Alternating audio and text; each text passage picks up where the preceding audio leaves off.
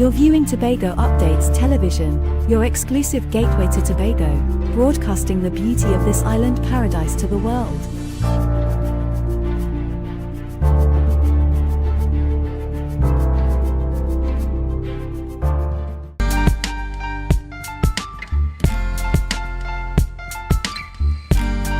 Put a smile on your face when you're moving from place to place. Good morning, good morning, morning, good morning, morning.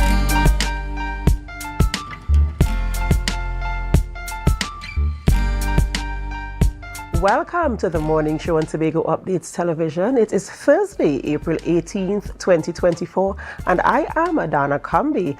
And what a day to be in the land of the living. It's a beautiful Thursday morning, and I'm so happy to be here with you this morning to bring you information that relates to things happening in and around Tobago. It's always a pleasure to be coming, whether it's in your homes, in your cars, wherever you are this morning, just spending this time with you and your family as you prepare for work, for school, or whatever engagements you have today.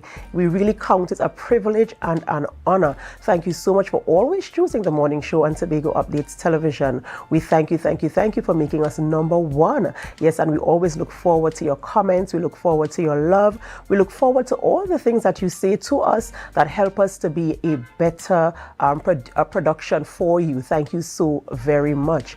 All right, ladies and gentlemen, we're going to head straight on over to the news in 90 seconds. News in 90 seconds is brought to you by Standards, never beaten on quality and prices. Thank you, Adana. Here is your news in 90 seconds for Thursday, April 18, 2024. 95% of suppliers to the Tobago Heritage Festival 2023 have been paid. This was confirmed by Secretary of Tourism, Culture, Antiquities and Transportation, Tashia Boris, at a post-executive council media briefing yesterday. Boris said the delay in payments to suppliers for last year's festival has sparked considerable controversy. She clarified that while some discrepancies arose in the payment process, the majority of suppliers have received their payments. She assured that efforts are underway to settle outstanding payments with the remaining suppliers. Boris expressed confidence that once the task is completed, all outstanding payments for the Tobago Heritage Festival 2023 will be fully resolved. Meanwhile, preparations for the Tobago Carnival are underway. Secretary of Tourism, Culture, Antiquities and Transportation, Tashia Boris, disclosed that preparations for this year's event commenced in January with comprehensive evaluation of last year's proceeding to collect signatures for their petition opposing the rate increase.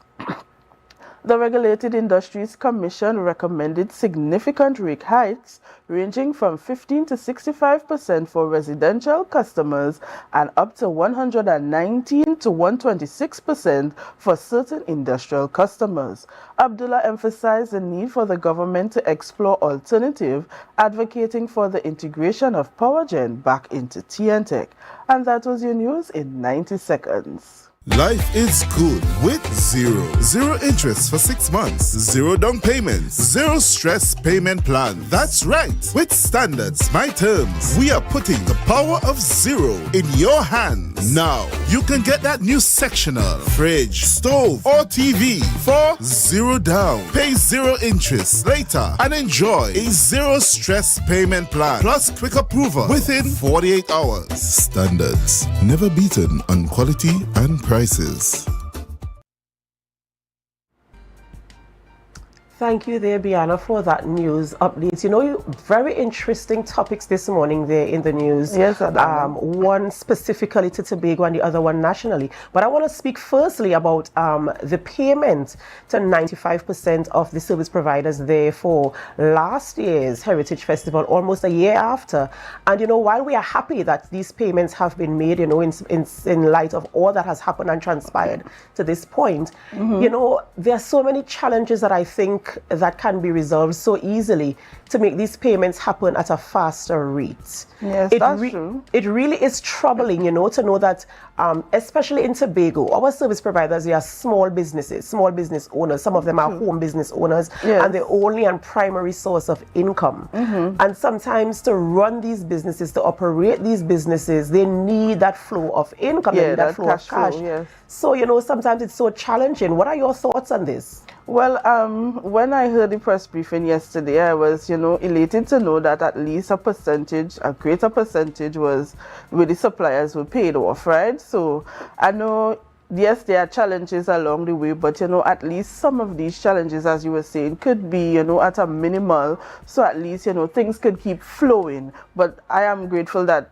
95% was paid. Likewise, and I do hope that measures are put in place so that payments can be made at a faster pace, because too many times we've been hearing these complaints from these service providers, and I do understand the cry, because as I said, it's small businesses and they depend solely on this income to continue their business and to provide a measure of service that is of good quality. We're fast approaching the season again, so, that's right. Right. So things that could be put in place now, it should be so, to avoid that discrepancy again. That's right. That's right. And also we want to talk about this rate increase with the electricity, Well, it's an interesting turn, I must say, for the MSJ, how they, plan to go about it in terms of going to each of these service centers to have signatures to petition for the rate increase not to take place. It's an interesting turn, I must say. It certainly is. And sometimes when we do these petitions, we're looking forward to see what the outcomes are,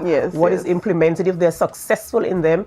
And I don't mind, I've always stated my position, I don't mind an increase, because I know we need some measure of income to operate the country, to run the country.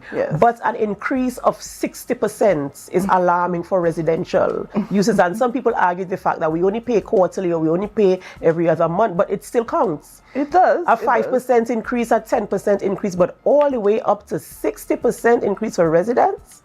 I find that a little bit, a steep increase for me. I could speak for myself and my home, and I'm sure the average citizen of Trinidad and Tobago has that very same concern. That's so true. Let's see how it goes. Yes. All right, Brianna, thank you so much. All right.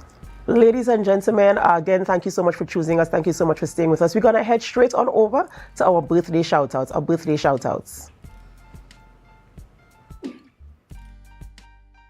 This morning and celebrating a birthday is Gabriella Peterson. Gabriella Peterson is celebrating a birthday today, and from all of us here at Tobago Updates Television, we want to say a happy birthday to you. We do hope you enjoy your birthday, and even as we head on into the weekend, that the celebrations continue. Happy birthday to you, Gabriella.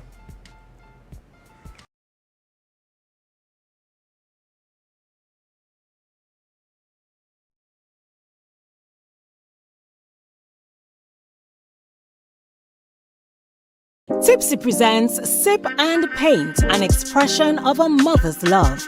Join us at the Tropicist Beach Hotel, Sunday, May 12th from 6 p.m. to 10 p.m. Guests are entitled to finger foods and wine. Full package painter tickets only $600. And if you just want to hang out, we've got you. Limers pay $450. You'll be entertained by a special sensational reggae artist, a live band, and come witness our bonfire. We've got loads of giveaways. We're catering to mom all evening. Sunday, May 12th, 6 p.m. to 10 p.m. Tropicus Beach Hotel. Come, sip and paint with Tipsy.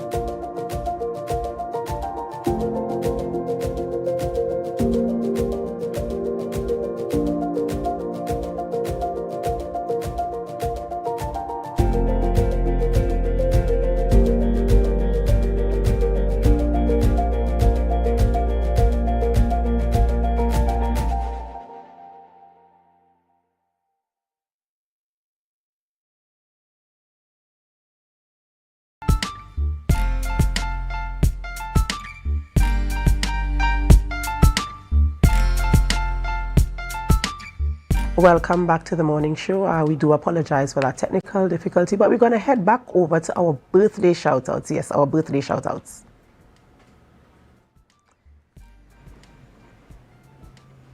And on screen this morning and celebrating a birthday is Gabriella Peterson. Gabriella Peterson is celebrating a birthday today. And we do want to wish you the very best, Gabriella. We hope that you enjoy your birthday. And coming from all of us at Tobago Updates Television, we wish you the very, very best. Happy birthday, Gabriella. Samuel Tobias. Samuel Tobias is also celebrating a birthday this morning, and we want to wish you a very happy birthday today, Samuel. As you celebrate your birthday, we pray God's blessings upon your life. Happy birthday. And we have Ajani Kennedy. Ajani Kennedy is celebrating her birthday as well. And we want to say a special happy birthday to you, sweet girl. We do pray God's blessings upon your life. And we pray that even as you enter into the weekend, you have all the beautiful birthday celebrations. Yes. Happy birthday to you, my darling.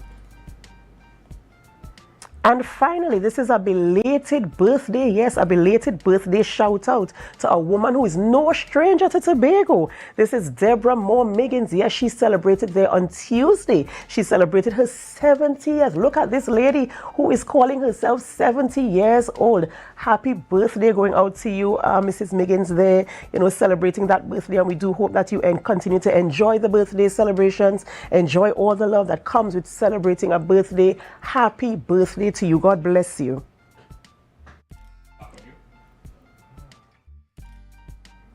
All right, ladies and gentlemen, we always bring you interesting topics for discussion here on the morning show. And so I just want to share with you briefly who we are going to be speaking with this morning and what our conversations are going to look like. We start our discussions with Dr. Alina Williams, a senior clinical psychologist. And our topic this morning is mental health check-in. Yes, it's very important that we check in with our mental health. So we're going to have that conversation this morning. We also speak with Rondell Charles. He's a pan arranger. And we're talking about gospel Steel Pan Festival. Yes, of course, gospel music can also be played on the steel pan. So we're going to have that conversation this morning as well. And we round things up with a name that is very familiar, Mr. Errol Fabian, owner of Gael Caribbean, and we're talking about Karaoke Gael in Tobago. There was a series in Trinidad and now it's coming to Tobago. So we're going to have that conversation with him as well right here on the morning show on Tobago Updates Television. So we do hope that you stay with us as we have these conversations. And of course, as you stay with us, we ask you to share the live, share the live, share the live. We'll be right back.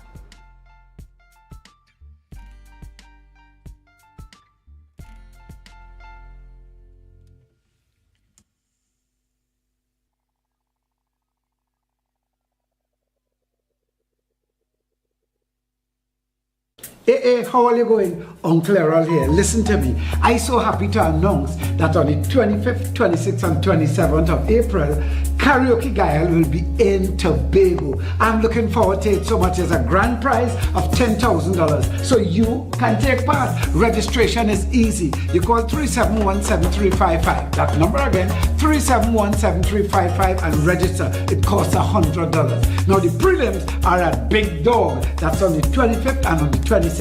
And the grand final is at Village Vibes Bar in Mason Hall. Now the admission for Village Vibes Bar final is $150. However, if you have your Gael t-shirt, which costs $100, you can walk in free of charge. Call the same number to buy your t-shirt, to order a t-shirt. Oh, geez, and just again, but we're so excited about being in Tobago for Karaoke Gael. Karaoke Gael is powered by Big Dog, La Cantina, Village Vibes Bar, Honey Restaurant, Alfred's Auto Supplies, and the good folks at the Tobago Updates. TWCU Credit Union Cooperative Society Limited notifies all members of its 74th Annual General Meeting at the Center of Excellence, Tunapuna and Shore Park Complex, Tobago, on Saturday, 11th May 2024, commencing at 1 p.m. Items on the agenda include minutes of the 73rd AGM Board of directors and other committee reports, election of officers, presentation of audited accounts 2023, recommendations, dividends 2023, and resolutions, budget proposal 2024, amendments to bylaws. Registration for the meeting can be done online via the Society's website at www.twcu.co.tt. Their main office at number 31 Pembroke Street, Port of Spain, Trinidad, or their Tobago unit at Port Mall Shopping Center, Scarborough, Tobago. Deadline for registration is Wednesday, 1st May 2024 at 3 p.m. In order to safeguard the health and safety of all persons in attendance, COVID-19 protocol measures will be observed. For further information, please contact the Society at 623-4444. TWCU Credit Union Cooperative Society Limited. Our credit union, one family.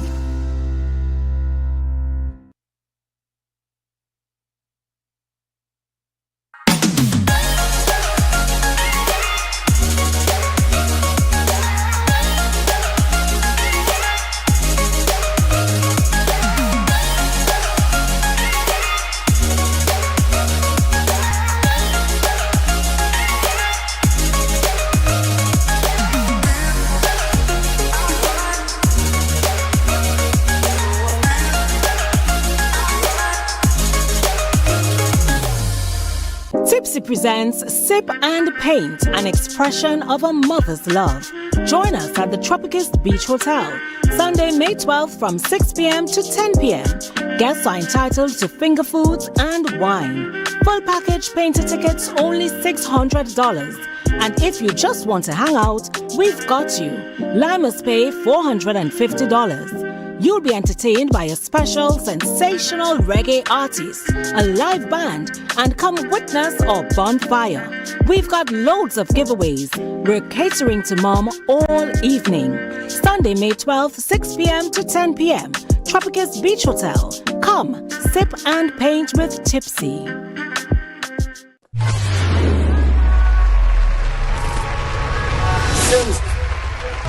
You're the prize, you're the queen.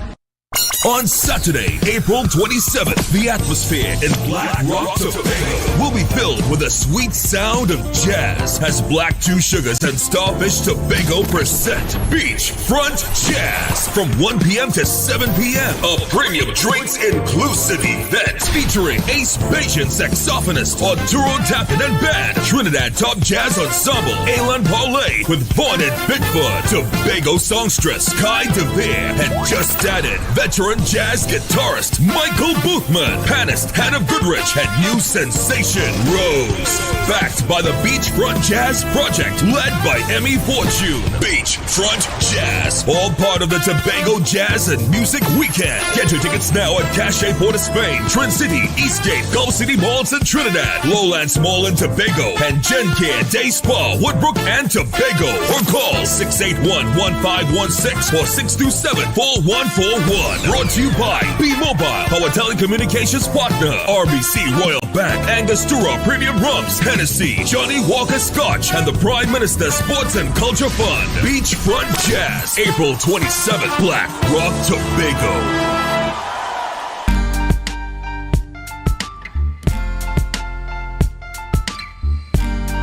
Put a smile on your face when you're moving from place to place. Good morning, good morning, morning, good morning, morning. Welcome back to the morning show on Tobago Updates Television. It's now 7:17 a.m. So you still have some time to get to work if you're getting there for 8. Remember to drive safely on our nation's roads. All right, we begin conversations this morning with our very first guest in studio. She is Dr. Alina Williams, and she is a senior clinical psychologist. And this morning we want to focus a little bit on our mental health. We want to ensure that our mental health is in the right place. So we're going to do a little check-in this morning. Good morning and welcome. Good morning, and thank you for having me, Thank Adana, you. and good morning to Tobago. Right, thank you so much for joining us this morning.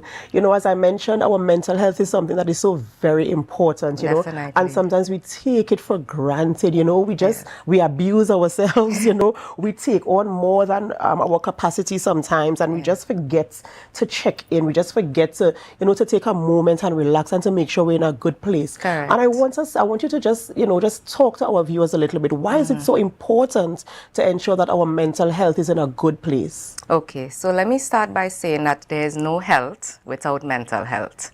So when people think about health, they think about physical health. And there's so many metrics to measure physical health that it's easy to understand it, but it's difficult to understand mental health. So for example, like blood pressure, cholesterol, we have a range of what's healthy. But when it comes to mental health, people don't consider those ranges. So our mental health is important because basically it encompasses the way that we think, the way we feel, the way we behave. And that determines our physical health, our relationships with people, whether we can work productively in our environment, whether we can contribute meaningfully to the society, to communities, and whether we can realize our full potential. If we don't have good mental health, we find that it's difficult to maintain relationships, it's difficult to maintain our employment status, it's difficult to be who we need to be fulfilled in life. So mental health is definitely integral when we talk about health on a whole. And how you know, as I mentioned earlier, that sometimes we take things for granted. You know, we're overwhelmed. We have children who are at school. They might have challenges in school. We have financial issues. We have so many financial obligations. We have obligations to our partners. We have obligations to maintain good, healthy friendships. Correct. Some of the things you mentioned as well. And so the demands on us are so great, and we feel as if we have to be perfect at them all. And so we take on all of this and we go on in our daily lives, just doing whatever. And sometimes we get to a point where sometimes you end up being depressed, you end up being stressed. What are some of the things that you can identify as that are affecting, even the slightest things that are affecting your mental health? So when we look at the contributing factors to deteriorating mental health, we're talking about like risk factors and predisposing factors. So from the get-go, we would look at biological factors like your genetic predisposition, but also we have to consider the environment. And as you mentioned, are we exposed to trauma and stresses more? Yes. For example, if you look at the news, right? Every day you look at the news, there's more violence, more crime, there's escalating issues in school. So we are exposed to stress via social media, via the news outlets. We're exposed to stress at work. We have multiple roles. Most people, especially in Tobago, have many jobs. So we have a full-time job and then people have their businesses. So we're doing so much more, which obviously has an impact on our mental health, that wear and tear. And if we don't take steps to improve our mental health, it could deteriorate.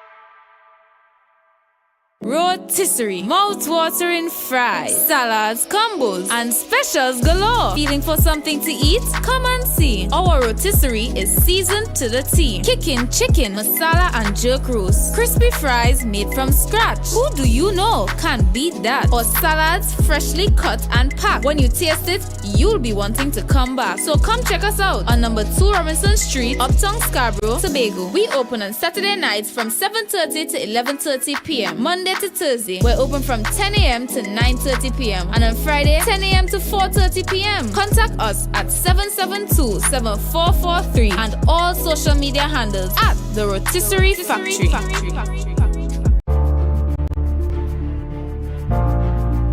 You're viewing Tobago Updates Television, your exclusive gateway to Tobago, broadcasting the beauty of this island paradise to the world.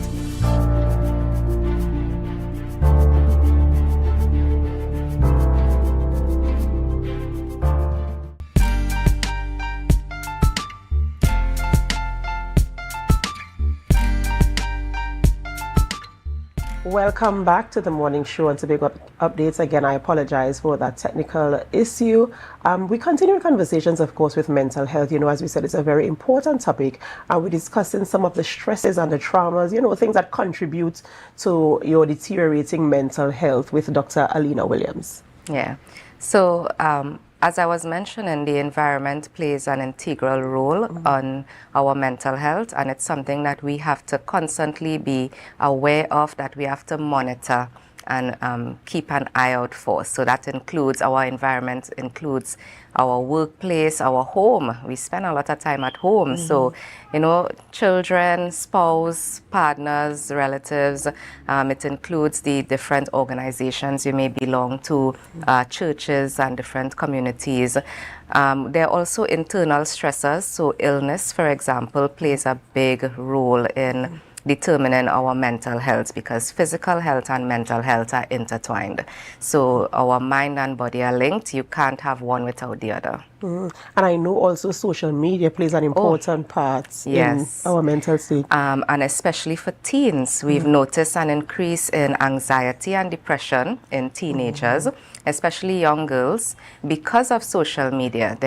There's this desire to live the life that you see on social media. And a lot of young people don't realize that people put forward their best life on social media. Nobody posts their failures or their down moments. And when you compare somebody's best to what's happening in the background in your life, you could tend to go through this phase where you think you're not meeting standards. You know, you're not living up to where you should be, you're not living your best life. So we found not just depression and anxiety, but body image issues among young women and young men. And I just want to advise you, most times those things are not 100% accurate. So that's just a point to note. How can we check in to see where our mental health is? What are some of the things we can do? Okay, so when we consider mental health, we all have mental health. There is this belief that if you don't have a mental illness, it means that you have good mental health.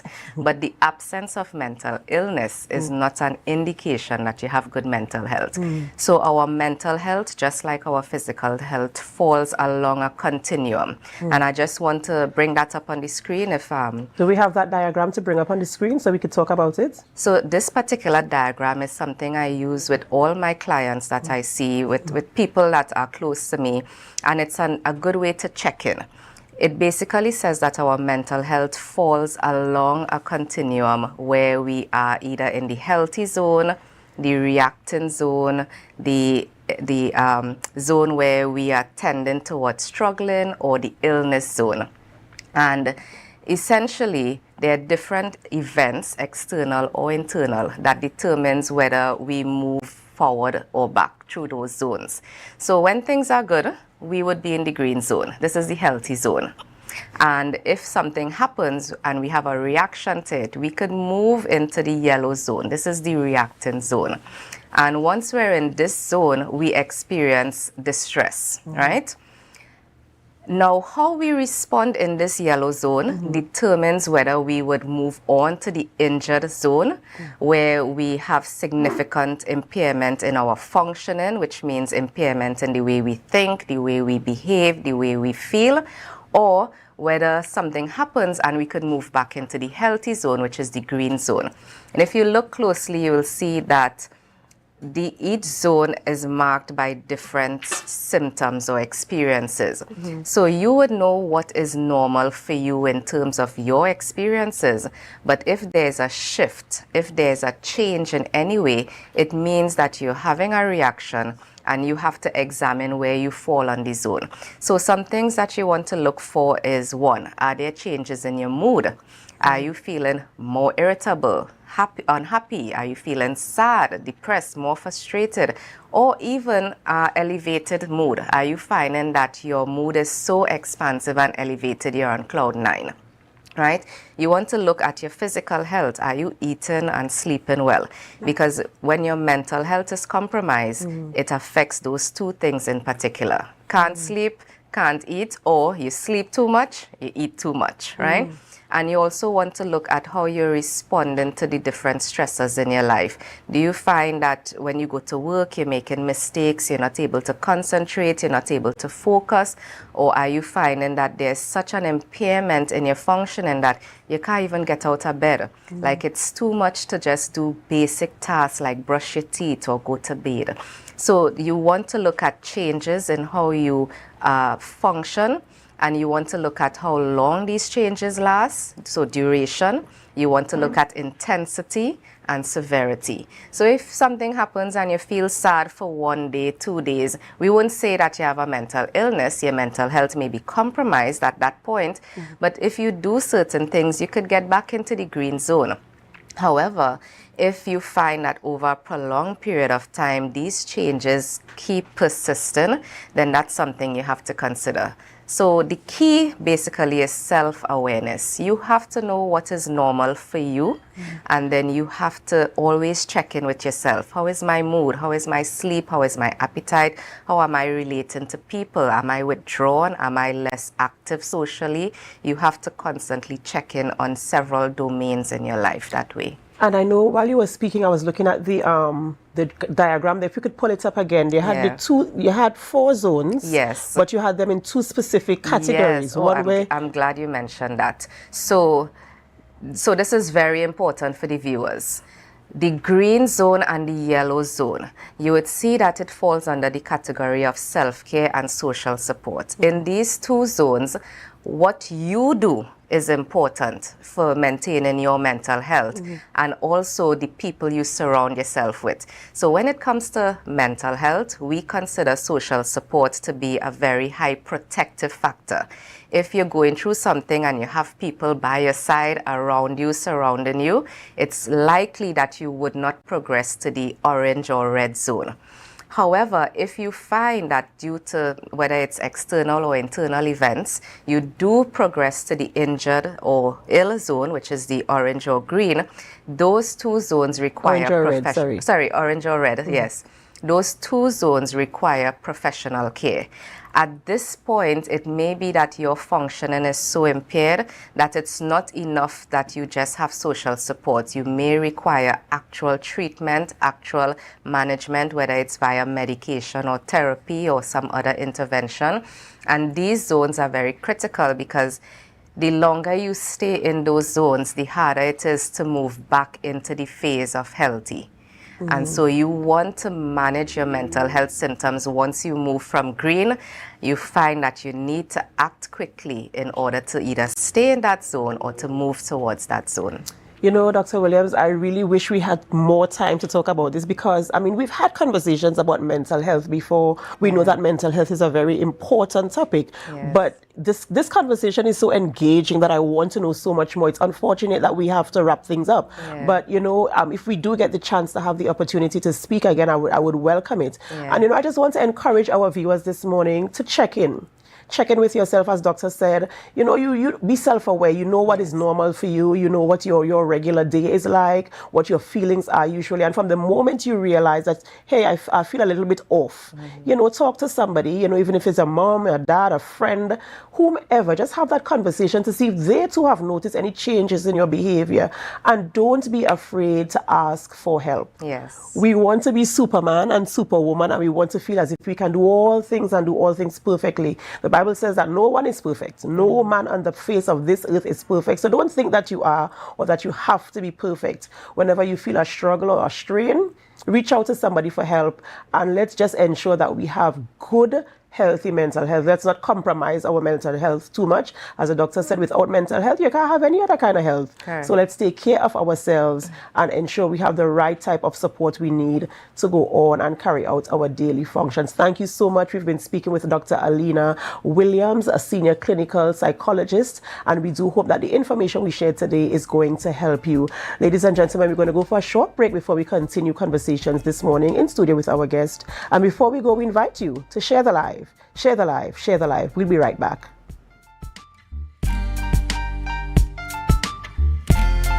She ride the wave, come jump in the range. 100 funny that she want your money mean. Don't need your love, that I cost me 50 pay. Like King Solomon, a bag a girl to me name. Every girl broke out, Lord, broke out. Me say hot girl, understand your time to step out. Big bumper girl, your time to get scrub out. Hand on your knee, you treat a girl and your body. And every girl I get wild out tonight.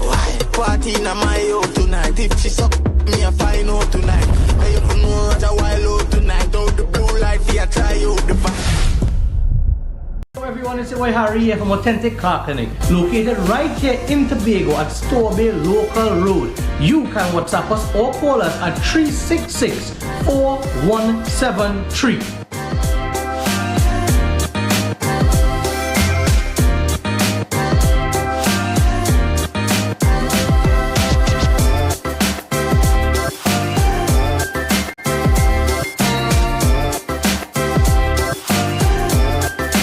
Deltec Distributors, best deal. 3 pounds, pork, goat, chicken, turkey, beef, 5 meats, 3 pounds each, $300, best deal. Or you could try 5 pounds pork, goat, chicken, turkey, beef, 5 meats, 5 pounds each, $500, best deal. $20 delivery. Call me now, 359-5040 or 237-0102. Order online at www.deltecdistributors.com or check with us, Main Road, Argyle, Tobago. Deltec Distributors, best deal. The best place to stay in Tobago is at Thorn's Place, with rates starting as low as 200 TT. Call or WhatsApp 745-7306 or 682-8676. We are located uptown Scarborough, 5 minutes away from the port. Remember, at Thorn's Place, our aim is to make your stay safe and affordable.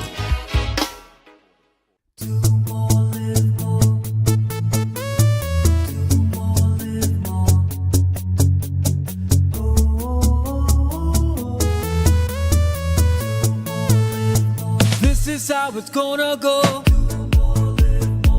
They better look up and look, 'cause this is your show, and everybody's gonna know. Say it to them once again.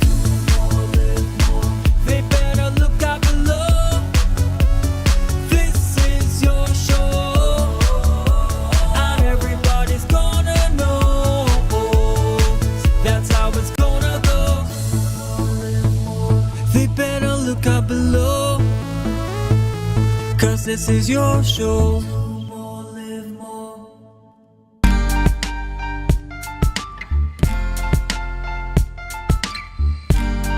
Put a smile on your face when you're moving from place to place. Good morning, good morning, morning.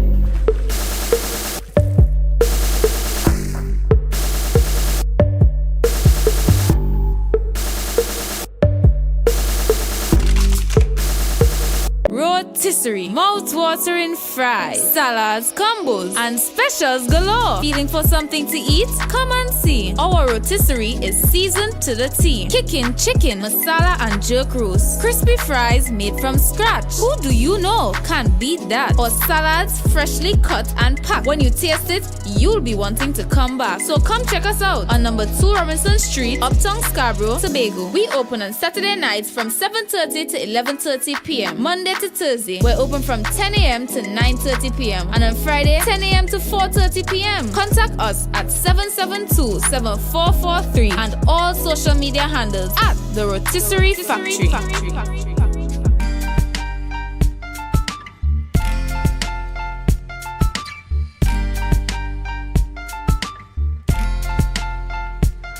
Welcome back to the morning show on Tobago Updates Television. I am Adana Kambi, and we continue conversations this morning in studio with our guests. And we're speaking with Rondell Charles, he's a pan arranger, and also Alicia Phillips, who is the president of the Patience Hill Open Bible Ecclesiastic Symphony. And we're talking about Gospel Steel Pan Festival. Good morning and welcome. Good morning. Right, it's a pleasure having you guys in studio this morning. And we're talking about the Gospel Pan Festival. I know this is not the first edition of it. I know we've had this before. And sometimes we think that the instrument of pan shouldn't be used for gospel, but I love to hear it. And so I welcome this conversation this morning. So tell us about the festival, how it has been over the years and where we are this year. What can we expect this year? Well, this is the 3rd annual Gospel Steel Pan Festival. And it has been growing over the years. Last year we had it at the Food Hub, and we're having it there again this year. And last year I remember it was a packed out event. Lots of people came, and there were even people who said, would you be doing it again for the year? Right? That's how much they enjoyed it and appreciated the event. So this year we expect it to be even bigger. We have a lot of different gospel artists as well as steel bands. We also have one that's coming from Trinidad. So we have lots to look forward to, wonderful renditions, and we expect it to be a big one. Well, what's a way to measure success? Other than your patrons asking, are we going to have this again in the same year? So, of course, I mean, there's a great measure of success there. And I want to say congratulations to you. I see the theme this year is Worthy of Honor, right? And just, tell us how you came up with the theme and, stuff like that. Okay, so one of the things that we know from Scripture is that we must do everything, whatever we do to the honor and the glory of God. That's one. And the other scripture says that we should give honor to whom honor is due. And one of the things that we are looking to do within this event is give honor to some of the pan greats within the gospel fraternity, right? These are men who have contributed a lot by way of arranging, by way of playing pan. And they have done so mostly to get the gospel of Jesus Christ out. And these men, and I will name them out, Brother Macmillan, he's Harris Ford Macmillan, a well-known arranger. He's taught in various schools as well. His brother, who is Harrison Macmillan, he's also taught as well, and these names are well known for playing steel pan all over Tobago, and they have traveled abroad as well. And we are also honoring at that event Brother Glenford Norrie, right, who is also a well-known panist. And we are also honoring Brother Johnny Duncan, who has been at this for lots of years, and also well known in pan music as a whole. But we at the Patience Hill Open Bible Ecclesiastic Symphony have seen that this is needed, because often you know, you don't show that appreciation for the people that are around us. And it's right there in scripture that we should do that. So that is why we have this theme this year. And I noticed you mentioned a list of panel rangers, but you haven't mentioned Rondell Charles, who is here this morning with us. And he is a panel ranger as well. Mr. Charles, tell us a little bit about your involvement in this and, you know, the type of, what arrangements have you made to what songs and, you know, stuff like that. All right, so I started to arrange last year. Last year was my first year with the Heavenly Song Steel Orchestra, right? I did Lord, I Lift Your Name on High last year. That was my first arrangement. And then this year I'll be doing another band. So I'll be doing 2 bands with 2 arrangements. One would be Blessed Messenger, Don't Tell Me That, right? Of course, he will be one of our guest artists on that, well, on Saturday coming. And also for Patience Hill, which is the first time I'm arranging for them, I'll be doing a song called You Say, right? So that is basically it about me, right? This is my second year, still young. I understand. I understand now why. I understand now. You're still young in the thing and you're getting your feet wet. But you call some big names there, man. You call some big names there. And so, you know, congratulations to you there and we wish you all the very best. So this event is happening on Saturday 20th. Yes. Tell us some more, like the day, the time, and, you know, entrance fee and all of these things. All right. So it's a free event. We try to keep it free because one of our main goals is winning souls for Christ, right? And we don't want to keep back anybody from coming to the concert, right? So it's a free event. It will be starting at 4 p.m. on Saturday, right? The 20th of April, right? It will be at the Shore Park Food Hub facility, right? And as we mentioned before, there will be 6 bands on that day. There'll be also choirs and, as usual, our guest artists on Saturday coming. Oh, all right. So, I mean, there's a lot to look forward to for free. Yes. You know, and so I want to encourage, you know, viewers to come out and support this event, which I also support. And, you know, commendations, of course, to you for putting on this event and also for honoring the persons who have been contributing to the art form as well. You know, may God bless you. And as you continue with this event, that it will continue to grow as time progresses. I'm waiting to hear what your patrons are saying this year. I'm waiting. I'm going to find out about the feedback from this, you know, in terms of if they're looking forward to it come maybe November. I don't know what they're looking forward to this year. So this is happening on the 20th of April there at the Food Hub in Shoreback. In closing, is there anything you want to share with us? Well, I just want to let people know in terms of the bands what to expect. We have 6 bands and they're from, as I mentioned, there's a band from Trinidad and this is a band, I want to talk about this band a bit. This band just heard about this event and said that they want to come, right? And we graciously welcome them, look forward to having them. And we also have Metsonics, which is from the Mason Hall Methodist Church. We have Serenity Angels. That's a band that's directed by Mr. Moore. We also have, as Rondell mentioned, Heavenly Songs, Steel Orchestra, and what am I forgetting? We have our church, your church, the Patience Hill Open Bible Ecclesiastic Symphony. Yes. All right. The band from Plymouth.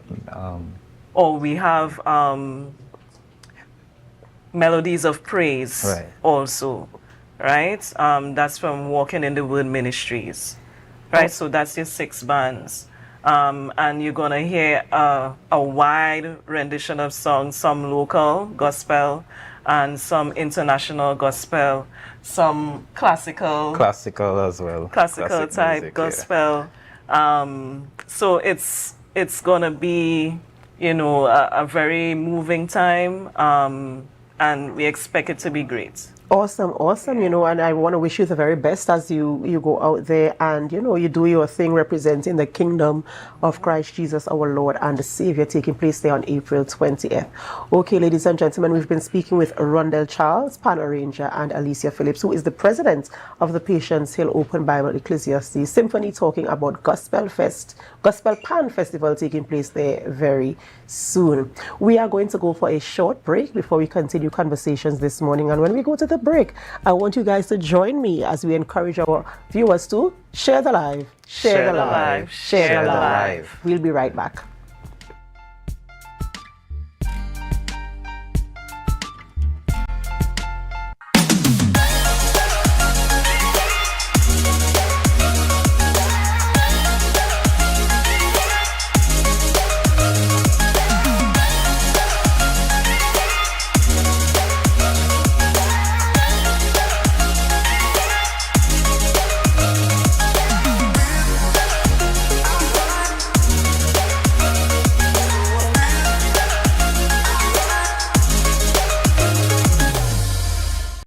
JK Tech, we bring technology to your doorstep. From cutting-edge laptops to reliable printers, we've got it all.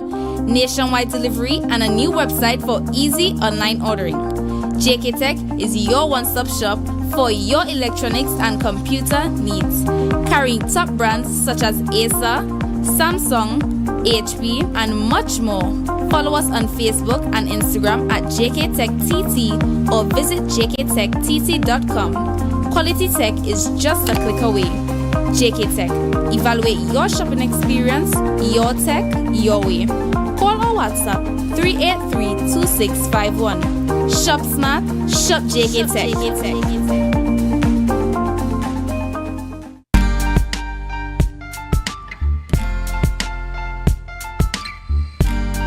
Put a smile on your face when you're moving from place to place. Good morning, good morning, morning, good morning, morning. Hey, how are you going?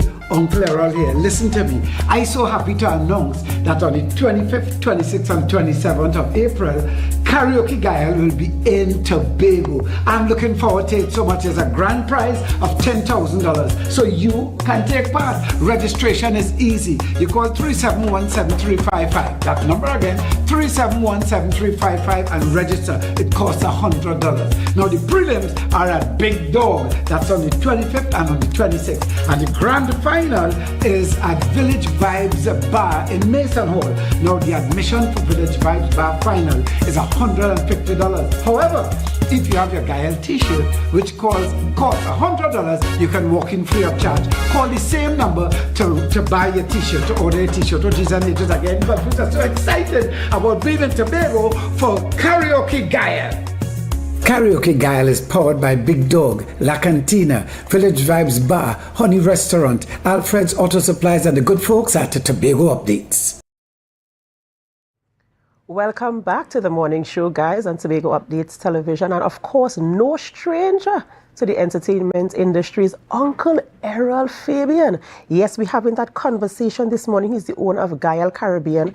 And we're talking about, as you heard in the ad, Karaoke Gael in Tobago. Good morning, Uncle Errol, and welcome. Hi, good morning. Love ups to all the people locked into Tobago Updates this morning, wherever in the world you find yourselves this morning. It's good to be here. Thanks for having me.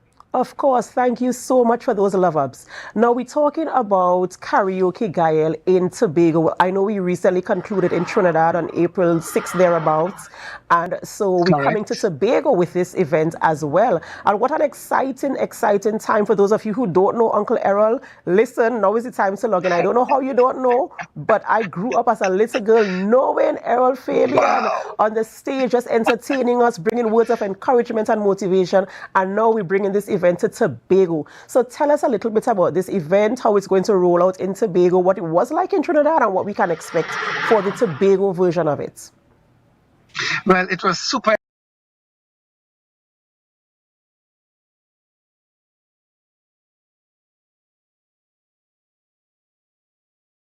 Yo everyone, it's your boy Harry here from Authentic Builders General Hardware, located right here in Tobago, local road, Tobago. That's correct, right here in Tobago.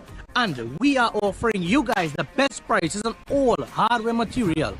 And if you would like to get your free quotation done, all you have to do is WhatsApp us at 272-1990 and we will give you guys the best prices on all hardware material. That is a guarantee as we are matching or beating any quotations.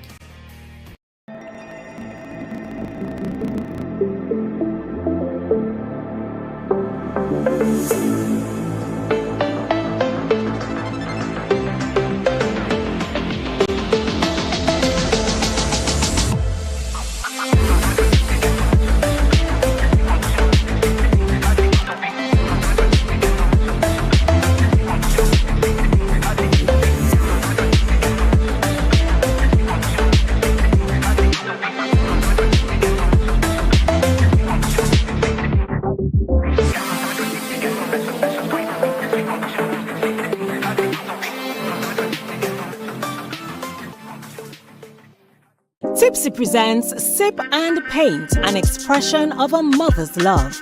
Join us at the Tropicist Beach Hotel, Sunday, May 12th from 6 p.m. to 10 p.m. Guests are entitled to finger foods and wine. Full package painter tickets only $600. And if you just want to hang out, we've got you. Limers pay $450. You'll be entertained by a special sensational reggae artist, a live band, and come witness our bonfire. We've got loads of giveaways. We're catering to mom all evening. Sunday, May 12th, 6 p.m. to 10 p.m. Tropicist Beach Hotel. Come, sip and paint with Tipsy.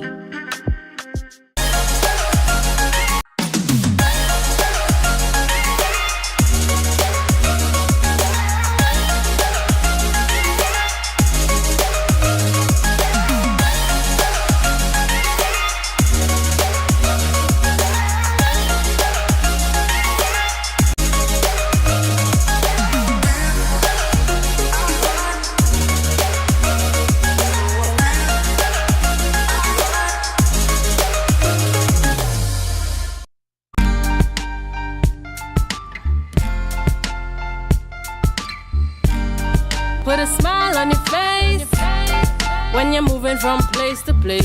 Good morning, good morning, morning, good morning. Here on the morning show on Tobago Updates Television, and we do apologize again for that technical issue.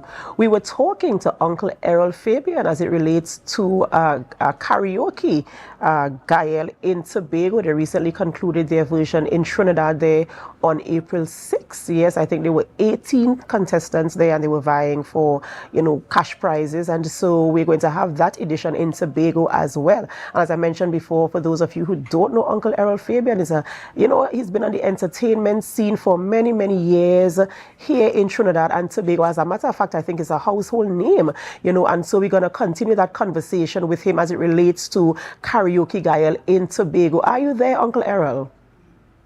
I certainly am. I didn't realize I got cut off just now. I know.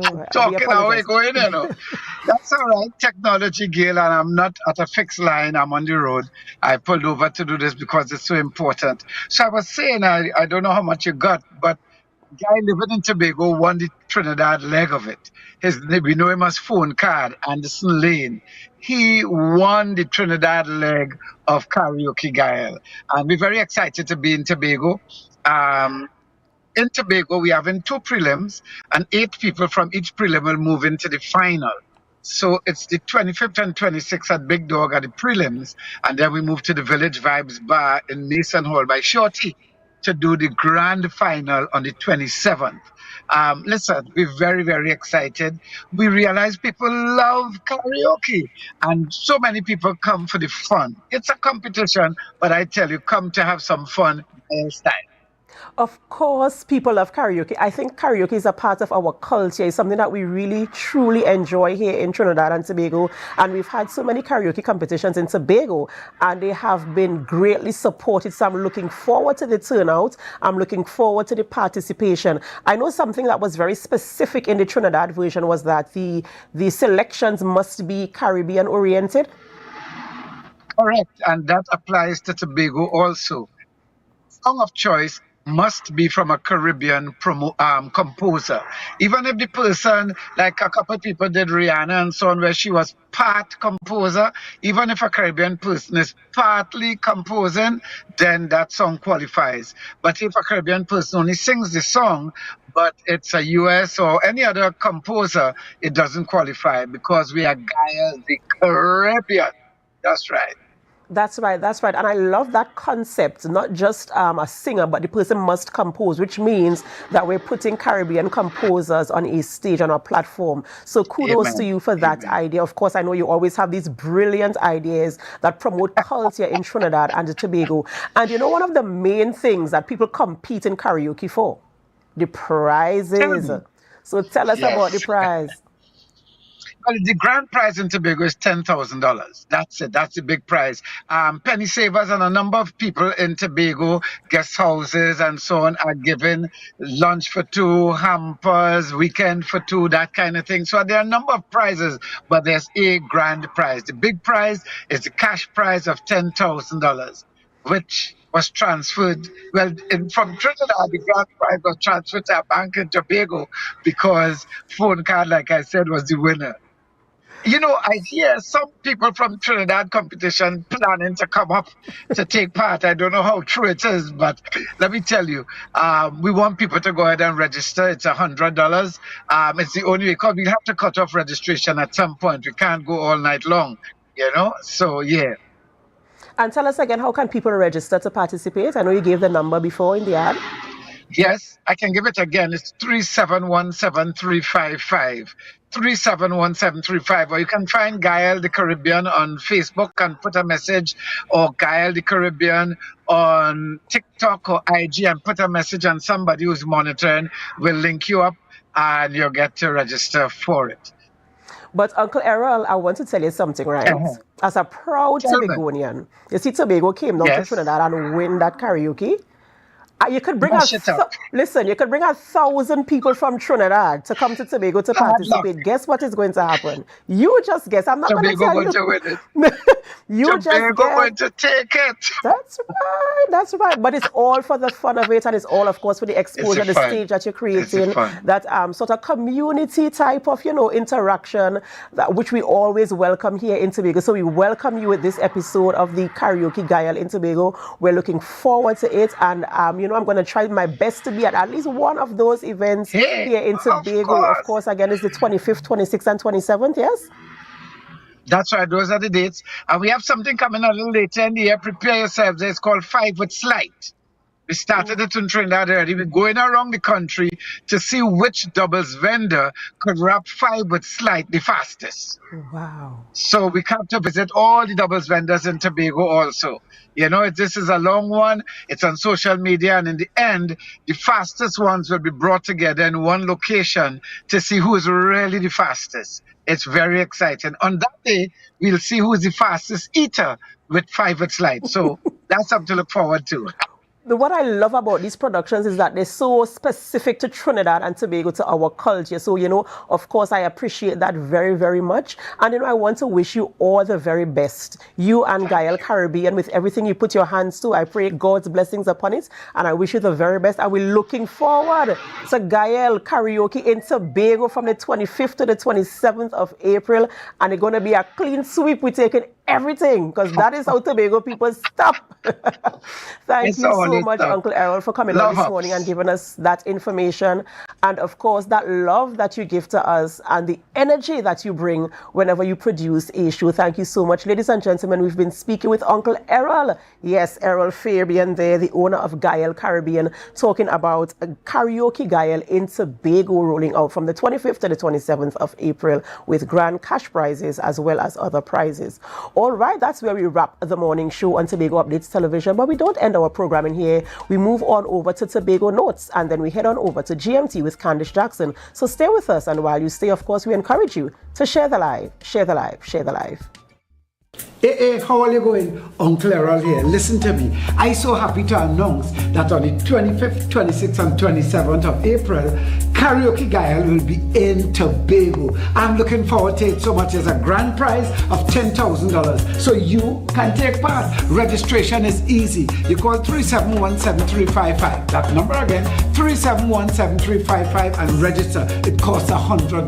Now the prelims are at Big Dog. That's on the 25th and on the 26th. And the grand final is at Village Vibes Bar in Mason Hall. Now the admission for Village Vibes Bar final is $150. However, if you have your Guile t-shirt, which costs $100, you can walk in free of charge. Call the same number to buy your t-shirt, to order a t-shirt. Oh, geez, and it is again, but we're so excited about being in Tobago for Karaoke Guile. Karaoke Guile is powered by Big Dog, La Cantina, Village Vibes Bar, Honey Restaurant, Alfred's Auto Supplies, and the good folks at the Tobago Updates.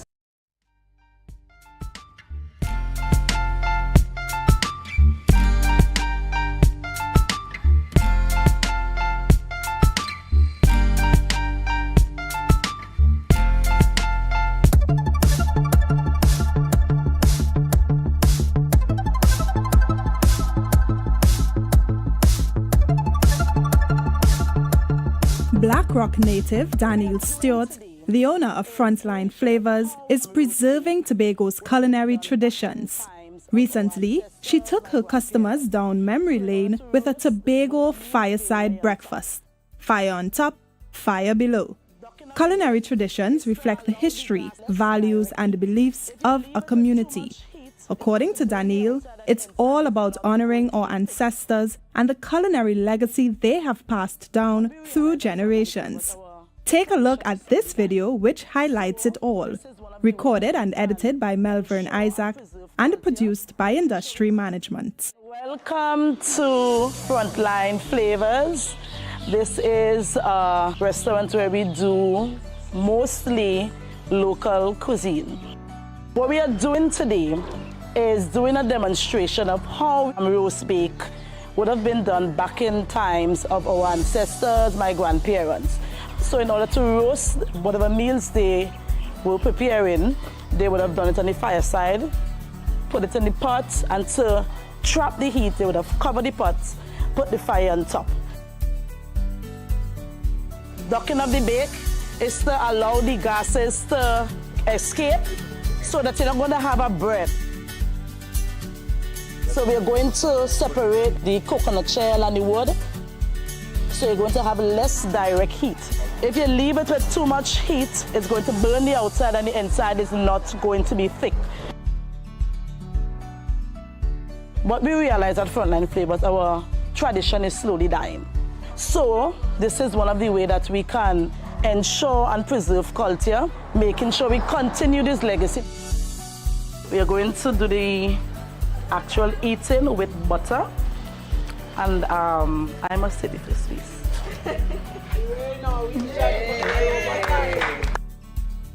Well, I'm really impressed because I think it is so important to really, experience and also appreciate the cultural traditions. One of the highlights is fire on top, the fire below. I really enjoy looking at that.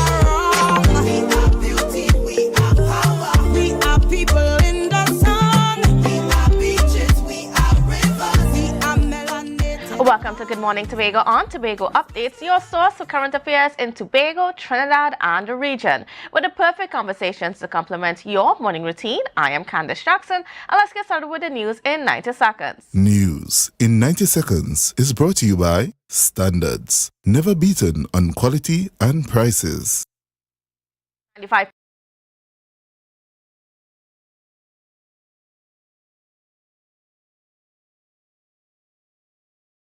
On Saturday, April 27th, the atmosphere in Black Rock, Tobago will be filled with a sweet sound of jazz as Black Two Sugars and Starfish Tobago present Beachfront Jazz from 1 p.m. to 7 p.m. A premium drinks inclusive event featuring Ace Bajan saxophonist Arturo Tappan and band, Trinidad Top Jazz Ensemble, Alan Paulay with Vaughn and Bigfoot, Tobago songstress Kai DeVere, and just added veteran jazz guitarist Michael Boothman, pianist Hannah Goodrich, and new sensation Rose.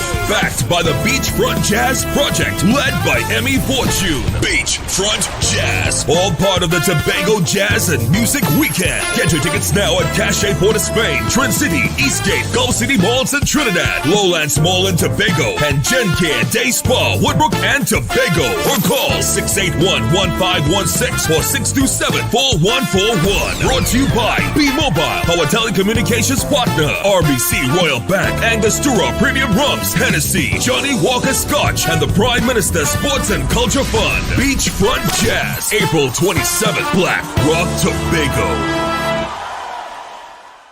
Tobago Glass Supplies has been a leading name for over 37 years in the glass and aluminum market in Tobago. We provide an extensive range of high-quality, innovative aluminum and glass products for commercial and residential use. Competitive prices with superior and professional services by committed employees who are guided by rigid quality standards. Tobago Glass Supplies specializes in the manufacture and installation of glass and aluminum products that are essential to today's homeowners and the business environment. We are engaged in marketing, sales, and installation of a variety of products. These ranges from windows and doors to necessities such as mirrors for homes and vehicles, designed and manufactured in-house or imported.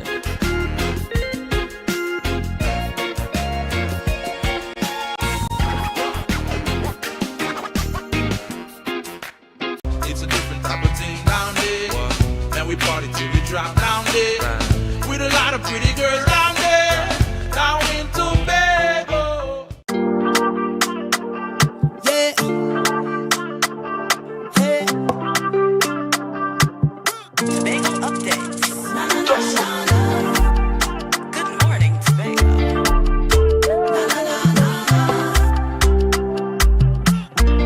Let's go, go. It's a brand new morning. Rise up to a brand new dawning as the passion start to rise. The energy fill the skies. I say thanks for favor to wake up and hear me neighbor. 60,000 people strong and the vibes is never. Welcome to Good Morning Tobago on Tobago Updates, your source for current affairs in Tobago, Trinidad, and the region. With the perfect conversation to complement your morning routine, I am Candice Jackson, and let's get started with the news in 90 seconds. News in 90 seconds is brought to you by Standards. Never beaten on quality and prices. 95% of suppliers to the Tobago Heritage Festival 2023 have been paid. This was confirmed by the Secretary of Tourism, Culture, Antiquities and Transportation, Tasha Burris, at Post-Executive Council media briefing yesterday. Burris said the delay in payments to suppliers for last year's festival has sparked considerable controversy. She clarified that while some discrepancies arose in the payment process, the majority of suppliers have received their payments. She assured that efforts are underway with the remaining suppliers. Burris expressed confidence that once this task is completed, all outstanding payments for the Tobago Heritage Festival 2023 will be fully resolved. Up next, meanwhile, the preparations for the Tobago October Carnival are underway. Secretary of Tourism, Culture, Antiquities and Transportation, Tasha Burris, disclosed that preparations for this year's event commenced in January, with a comprehensive evaluations of last year's proceedings already concluded, and stakeholders reconvened to provide input. She noted there is a central planning team in place actively soliciting suggestions from stakeholders and the wider public for enhancing this year's biggest festival.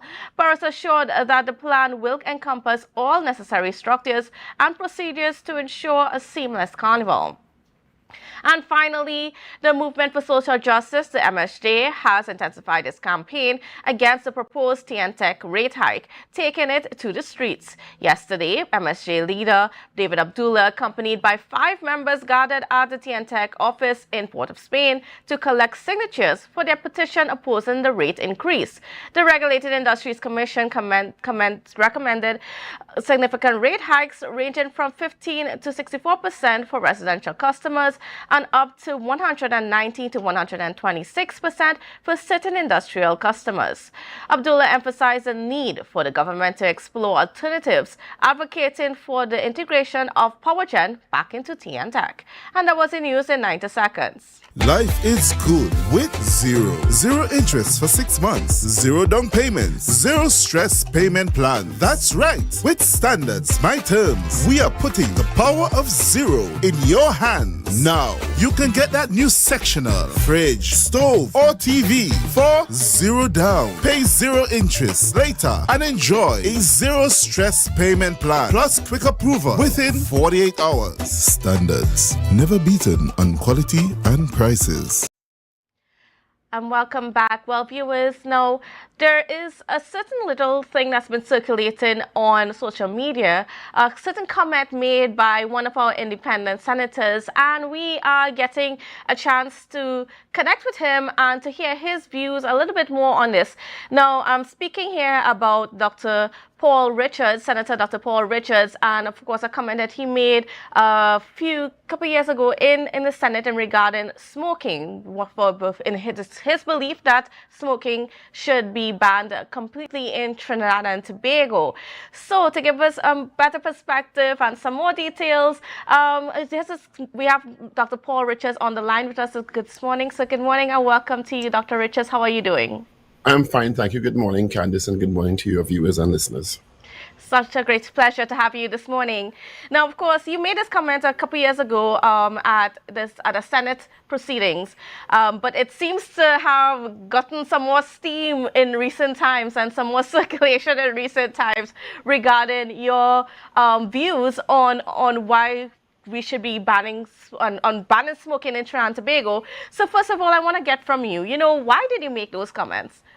Well, I have seen over the years, and let me say, I believe in adults' right to choose how they want to indulge, what they want to indulge in. It's a democratic society. Adults have the right to choose what they want to indulge in many different areas in life, not only in Trinidad and Tobago, but around the world. But I have firsthand seen the damage that smoking does, and secondary smoke in particular, to the lives of many countless people, thousands of people.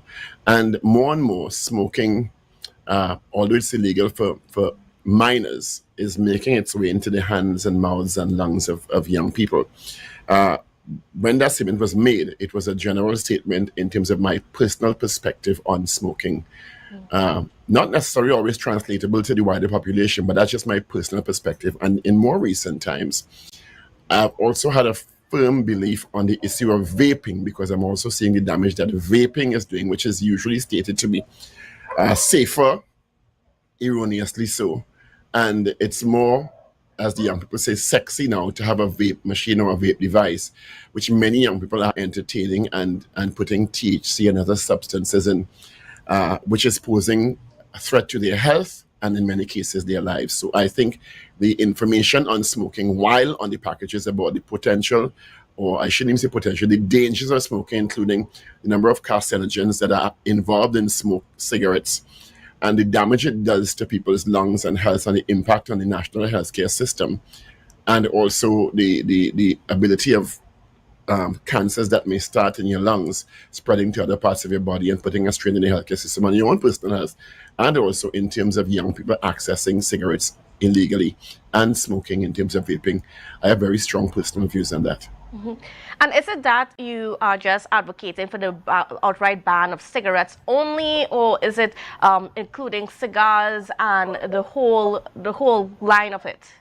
Well, tobacco products, and I know it's a big thing in the UK right now. Maybe that's why the clip has started to circulate once again, because I'm looking at the UK Parliament in the last couple of days, and the UK Prime Minister Rishi Sunak and this party advocating a ban on cigars under certain circumstances. I guess maybe that's why the people searching cigarette bans. My clip may have come up, but I doubt very much my call will take any root in Trinidad and Tobago, because the smoking lobby, or the tobacco lobby, I should say, around the world is a very, very powerful lobby. And yes, they've done a lot of work in terms of educating and public awareness about the dangers of smoking, even putting advisories on cigarette packs as part of the legal framework, even banning advertising of smoking as part of the legal framework, which are all commendable. But it's not necessarily redounding to reduction in smoking in minors and or adults. Mm-hmm. And you said something interesting also when you made the original comment, and is that companies such as Whitco and so on, they're perhaps too rooted or too embedded within our economy for us to sort of let go, or for us to change the way we treat with cigarettes and so on. Well, yeah, I mean, they are not doing anything that's not within the legal framework. Let me put that. I'm not saying that they're operating illegally. They're certainly operating legally. They adhere to the rules and regulations regarding the importation and or production and retail distribution of cigarettes. In most cases, they of course are the cases where minors get access to cigarettes because the minors don't import the cigarettes that they're smoking themselves. And I think more oversight needs to happen where retailers are concerned, or there needs to be more oversight in terms of application of laws against minors smoking, and also more advisories and public awareness regarding the dangers of smoking in the general population. But I'm not saying that for example, the main cigarette company in Trinidad and Tobago or the importers of cigarette are breaking the law. But I think it's a personal position I have, where I've seen the dangers and the damage smoking does in the general society. So while they're operating legally, it's like, I guess it can be compared to alcohol. Alcohol does a lot of damage also, or the abuse of the use of alcohol, let me say, does a lot of damage also. But I mean, alcohol is legally available under certain circumstances in Trinidad and Tobago for adults to use. And we see the dangers of drinking and driving. There's a lot of public awareness about that. But there are some, what I would consider syntaxes that may be used as more of a deterrent to people engaging in these sorts of activities, although it is permitted legally once you're an adult and under certain circumstances. Well, as somebody who is so passionate about this topic, do you have any data or any information regarding to how much it really does affect, especially the health of our young people? Let me tell you, the smoking lobby is so powerful that if I pull up 10 studies now, medical studies in accredited peer-reviewed journals that indicate the dangers of smoking and the associated dangers and the strong correlations with cancer and other diseases, the smoking lobby will pull up 10 that says that there are other factors that are involved that are not being taken into consideration. So you can't directly pin carcinogens in cigarettes to cancer as an absolute 1-1 correlation. So I am well aware, because I've seen the Senate hearings in the US and also hearings in the UK and other jurisdictions that seek to control and manage cigarette and tobacco use generally. So, and the smoking lobby is so powerful and such a $1 billion business that the smoking lobby or the companies will put up 10 or 20 studies or bring professionals to say that the studies that I have presented are not definitive. So that's to me not the way to go, because you're looking at, I bring 10, you bring 10, I bring 10, you bring 10. I think more effort and emphasis needs to be placed on managing the damage that smoking or tobacco, the use of tobacco products does to society in a more effective way. Because I don't think in a realistic sense it is going to ever be banned or outlawed in a country like Trinidad and Tobago. Well, in that case, now, if we can't move to a place where we can ban cigarettes, what do you propose, or what are some of the ideas that you have in terms of curbing the use of cigarettes, especially among our young people? More public awareness, more education, more going into the schools from people who smoked. There was a time when a lot of adverts were created by persons who smoked all their lives and on their deathbeds.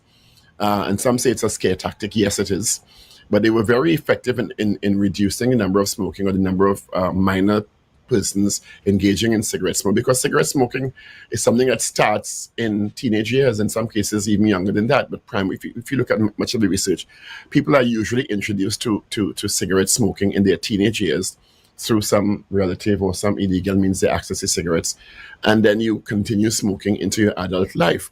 So I think more emphasis needs to be placed consistently so on education and awareness, public awareness, particularly in the nation's schools, primary and secondary schools, and in the wider population, and not only on World Anti-Tobacco Day, but on a consistent basis through the year, and introducing young people to more productive ways of engaging in life activities. Mm-hmm. And especially since, a lot of people would tell you, they smoke because it's their coping mechanism. And for some reason, some of our people tend to go to those coping mechanisms that are on the negative side or on the self-harm side. How do we redirect some of our people to more positive coping? It's a coping mechanism because it's been socialized into being a coping mechanism. You don't get up one morning and decide to smoke as a coping mechanism. You have to be introduced to cigarettes because, when you're 13 and 12, you feel you're a big man and a big woman and you could smoke. When your parents are seeing you it's almost a social status symbol to be smoking as a teen, or in some cases an adult. There was a time when smoking was depicted as glamorous in movies and in music videos. So you would find that it is socialized into you through multimedia inputs and also through your community engagements and in some instances in schools. So the way to counteract that is to go directly into the schools, directly to the young people in primary and secondary schools and teach them and show them this is not as benign as you think. This is not as harmless as you think. It is affecting your body negatively and you will pay the price in the long term. Even do some advocacy on your own around in schools and so on? I would love to, but it's kind of difficult to get into schools without the ministry's permission. But if they have a program, I'd love to participate. I would always make myself available if advocacy. And I'm not saying the ministry is not doing it. And let me not be erroneous in that, because the ministry does do some level of work. I've seen programs aimed at schools. I just think they need to be more and more consistent. And what's been the response even from your fellow senators when you brought these points up? Was it something that they agreed to, or did it resonate with them? Some agreed very strongly, and some were silent because they may have other views, which is their right. But some people agreed strongly because they may have had personal situations, familial situations, and also friends and colleagues who smoked and suffered or were diagnosed with lung cancer, and in some case passes. I have 3 friends who were smokers since they were teenagers, and because they used to smoke in school when we on the football field or the basketball field or the volleyball field. I went to Hillview and they would be smoking on honeymoon ground, and back then it still is in some cases the hip thing to do. And I know 2 out of the 3 passed away from complications of lung cancer and other cancers. So I don't know definitively that the smoking caused that, but I can proffer a guess that it had something to do with their prognosis and their demise in the end. Mm-hmm. And, as we're getting ready to wrap up the conversation this morning, Dr. Richards, it's just very interesting, though, this comment continues to circulate even a few years after you originally made it in the Senate. Do you think that perhaps now it might have some weight? I don't know. You see, I hope so. And as I said, I'm not trying to demonize tobacco companies, but I think we all know of the dangers of smoking. Tobacco companies would not have agreed to lawfully put warnings on cigarette packs if there was not some definitive information linking smoking to certain health issues in human beings or generally. I think what we've seen happen is that because there are other ways to encourage people to smoke that may not be illegal, and because smoking cigarettes are so widely available legally and in some instances illegally to minors, and now with the advent of the phenomenon of vaping, you are finding that there are different ways that the tobacco lobby globally is finding ways to keep their product viable under the hands of consumers nationwide. So the only counteraction to that is public education and awareness about the dangers associated with smoking, and being vigilant where that is concerned in terms of monitoring, in particular, minors getting access to not only cigarettes but vaping devices, which encourages them in the long run to smoke, etc., which is deleterious to their health. All right, I want to thank you so much, Dr. Richards, for joining us and speaking on this matter. And hopefully we can have more of you in the future. Well, I would love to come on in the not too distant future and talk about another one of my passions, which is the issue of disability rights and laws that protect the rights of persons with disabilities.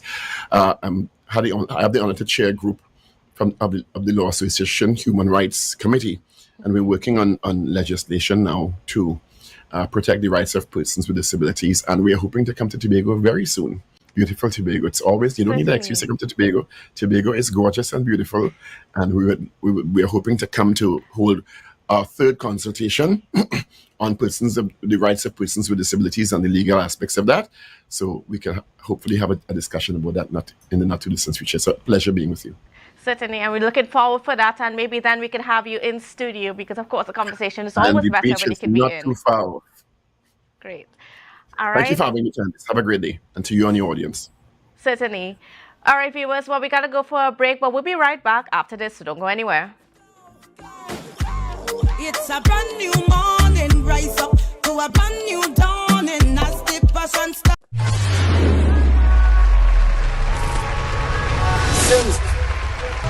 You're the prize, you're the queen.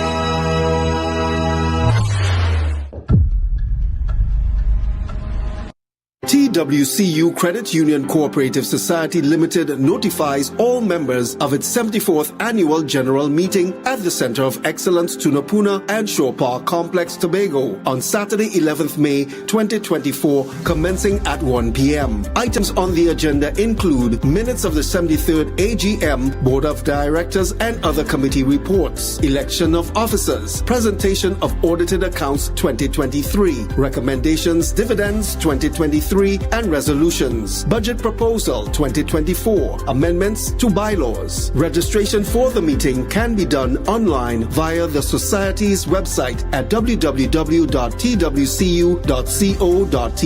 Their main office at number 31 Pembroke Street, Port of Spain, Trinidad, or their Tobago unit at Port Mall Shopping Center, Scarborough, Tobago. Deadline for registration is Wednesday, 1st May 2024 at 3 p.m. In order to safeguard the health and safety of all persons in attendance, COVID-19 protocol measures will be observed. For further information, please contact the Society at 623-4444. TWCU Credit Union Cooperative Society Limited. Our credit union, one family. Hey, how are you going? Uncle Errol here. Listen to me. I'm so happy to announce that on the 25th, 26th, and 27th of April, Karaoke G will be in Tobago. I'm looking forward to it so much as a grand prize of $10,000. So you can take part. Registration is easy. You call 371-7355. That number again, 371-7355, and register. It costs $100. Now the prelims are at Big Dog. That's on the 25th and on the 26th. And the grand final is at Village Vibes Bar in Mason Hall. Now the admission for Village Vibes Bar final is $150. However, if you have your Gael t-shirt, which costs $100, you can walk in free of charge. Call the same number to buy your t-shirt, to order a t-shirt. Oh, geez, and it is again, but we are so excited about being in Tobago for Karaoke Gael. Karaoke Gael is powered by Big Dog, La Cantina, Village Vibes Bar, Honey Restaurant, Alfred's Auto Supplies, and the good folks at the Tobago Updates.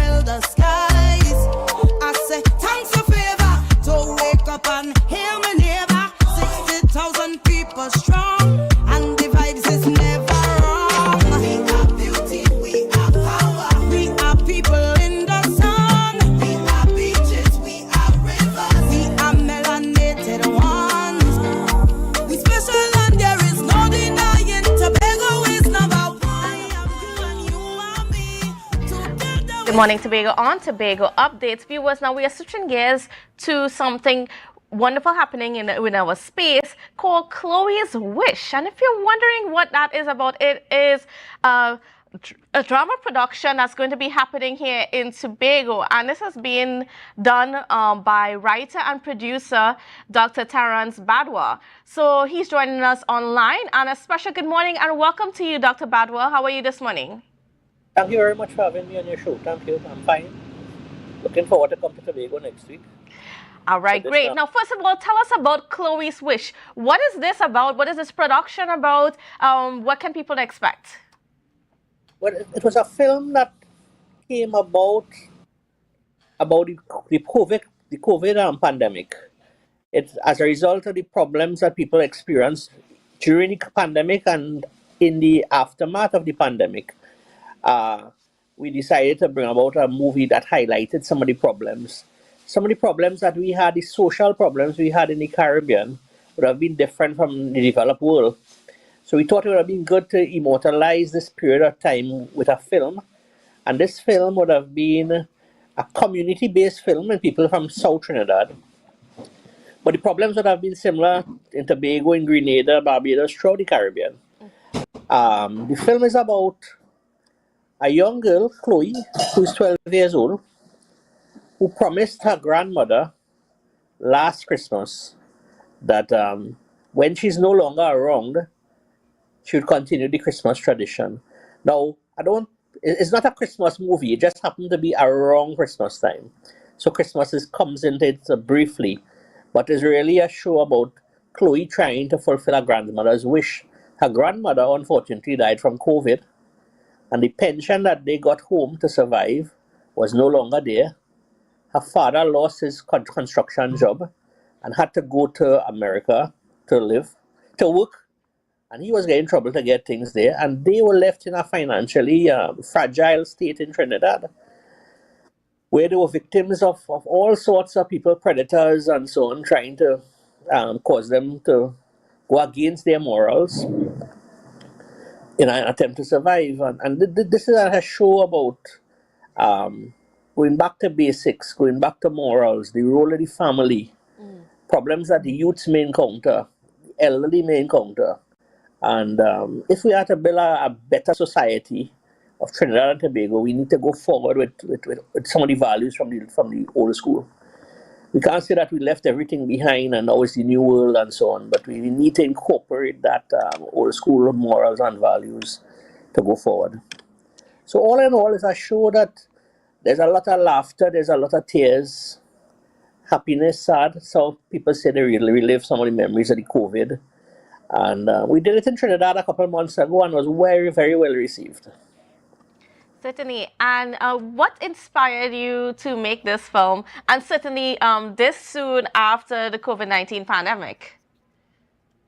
Well, I'm a medical doctor, and many patients I had coming in to me during and after the pandemic, they were really suffering from lack of finance, from lack of mobility, lack of the human communication, the human touch.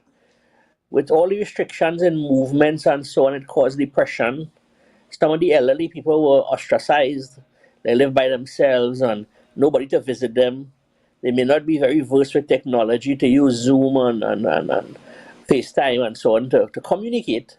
And as a result of that, we had a lot of depression going in the society.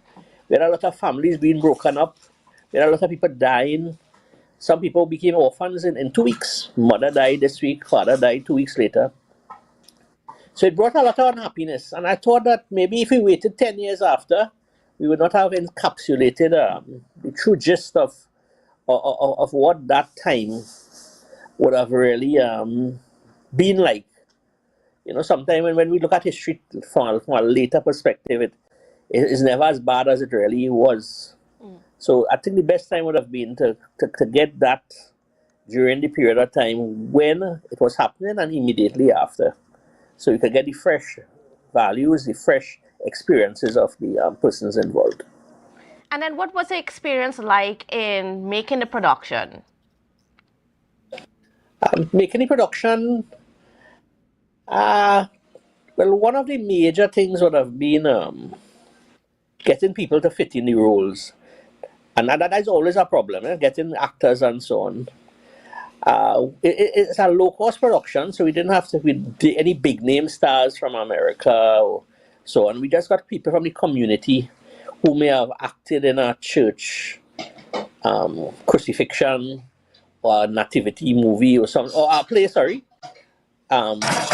for some dinner or so there, or they may have helped in direction or some little play, or they may not have any experience at all, and we got people together and gradually rehearsed until we came to the final product. So while it was a little difficult to start, I think once everything fell in place, it was really easy to move along because everybody had this enthusiasm about them that caused them to really go the extra mile, learn their lines, do their rehearsals. All right, and then of course we're gonna have Tobago's gonna get a chance to see it. So tell us how, when, and where we are going to be able to view your production. Okay, so we are hosting at Nallis Library, Scarborough Library, on the 23rd. That is next Tuesday 23rd. There are two sit-ins. The first sit-in is one from 10 a.m. to midday. But that is strictly for secondary school students through the Division of Education. So it's not just a public entry. You must come with your schools, and we'll facilitate 200 students in that showing. At 5 p.m. on Tuesday, 23rd to 7, we'd have the adult show, where we'd, the same Scarborough Library, we'd show that for a contribution of $100. Now, we are not into profits and so on. So we are sharing with two NGOs from Tobago. Healing with Horses. Many people who have been to Tobago would know the Buku horses. Yes. We have seen in this show that one of the main characters had depression, and depression in children really responds well to animals and so on. And then the Waves Foundation by Miss Berkeley, who looks after the health of the elderly in Tobago. So we are partnering with both of them, and part proceeds of this would go to these both foundations. And how do people get tickets? How do they get to be a part of it? At present, we have tickets at Mitford gas station in Bonaccord. We have Healing for Horses directly in Buku. There's our main office there. And on the day who don't have tickets, we'll allow them to come in and probably get tickets at the library if they come early enough. All right. Well, I want to thank you so much for being on, Dr. Babwa, and we're certainly looking forward to seeing your production here in Tobago. It sounds like a very exciting show, and and so congratulations to you in being able to produce this, first of all, and being able to take it around the country. Yeah, we appreciate it, and I hope that you all will be there in person to see it. Certainly. Thank you so much. All right. Thank you so much, Dr. Badwa. And of course, viewers, please take the opportunity and support some of our local filmmakers here in the country. I mean, it's not easy to make a film. So as much as possible, we need to support each other. So thank you again. And we've got to go for a quick break, but we'll be right back after this. So don't go anywhere. 60,000 people strong, and the vibes is never. She ride the wave, come jumping in range, and jump funny, that's much your money mean. Don't need your love, that I cost me for pay. Like King Solomon, a bag a girl to me name. Every girl rock out, Lord, rock out. Me say hot girl, understand your time fi step out. Big bumper girl, your time fi get strap out. Hand on your knee, you treat a girl and your body. And every girl I get wild out tonight. Party in my out tonight. If she suck me, a fine out tonight. I you know what a wild out tonight. Out the blue light, fi try out the back. Tipsy presents Sip and Paint, an expression of a mother's love. Join us at the Tropicist Beach Hotel, Sunday, May 12th from 6 p.m. to 10 p.m. Guests are entitled to finger foods and wine. Full package painter tickets only $600. And if you just want to hang out, we've got you. Limers pay $450. You'll be entertained by a special sensational reggae artist, a live band, and come witness our bonfire. We've got loads of giveaways. We're catering to Mom all evening. Sunday, May 12th, 6 p.m. to 10 p.m. Tropicus Beach Hotel. Come, sip and paint with Tipsy.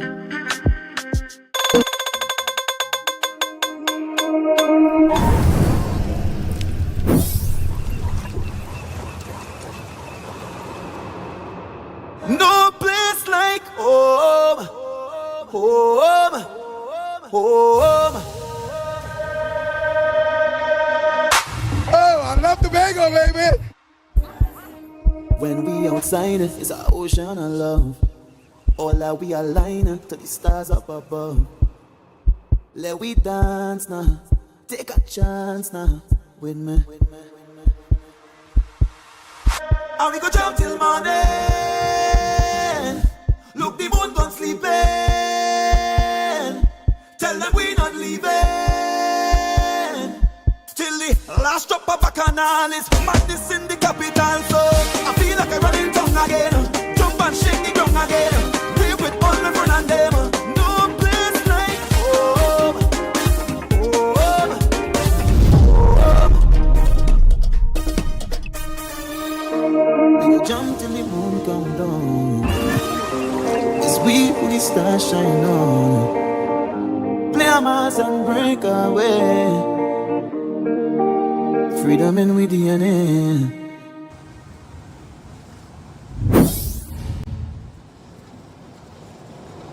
Coconut's Cafe, the buffet restaurant that specializes in all your tasty local dishes. For breakfast and for lunch. Breakfast includes coconut bake and sada roti, served with chokers, bull joil, and sausages in tomato sauce. Not forgetting beef and cheese pies, shepherd's pie, macaroni pie, and rice in various styles. Meat served in a variety of flavors, garden salads, and pasta salads. All this accompanied by fruit juices, coconut water, your choice of a great combination to appease your taste buds. So call us today to order, as we are here to accommodate your busy schedules or if you are having a cooking day off.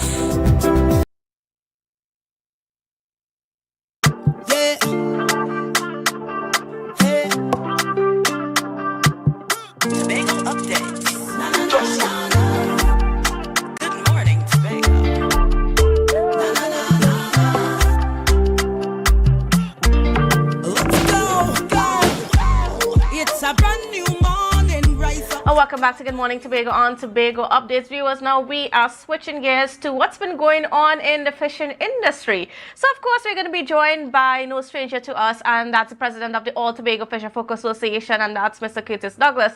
And special good morning and welcome to you, Mr. Douglas. How are you this morning? I'm fine, thank you, Candice, and to all your viewers and listeners. You know, I always like to start by share the live.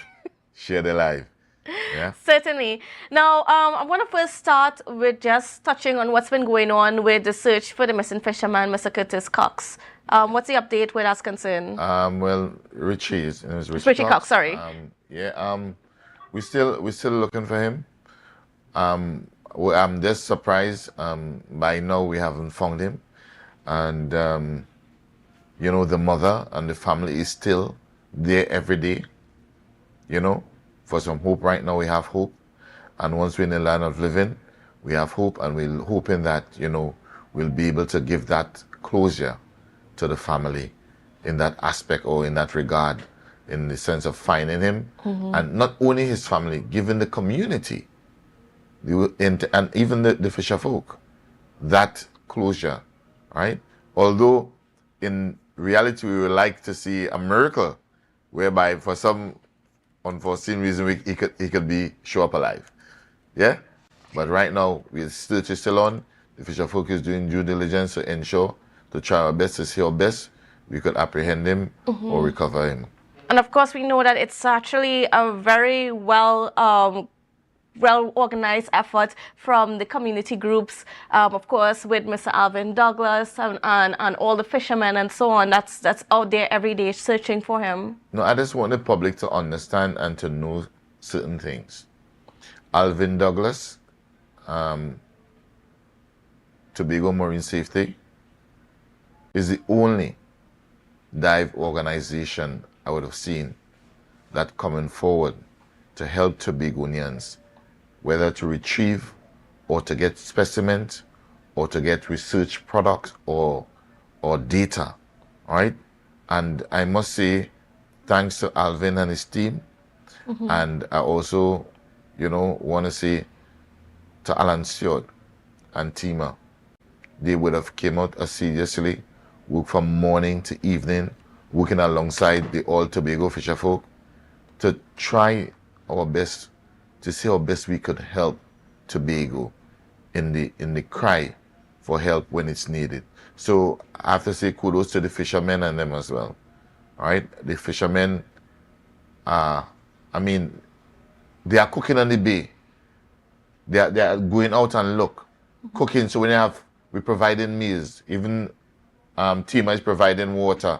We are providing so many things to ensure. And I would have seen a unity would have built in that whole community aspect of it. Through Tima, through Alvin and his team, through the fisher folk. We are seeing for the longest while I haven't seen that love and togetherness to try to fight. And this is all because of Richie, Mr. Cox, right?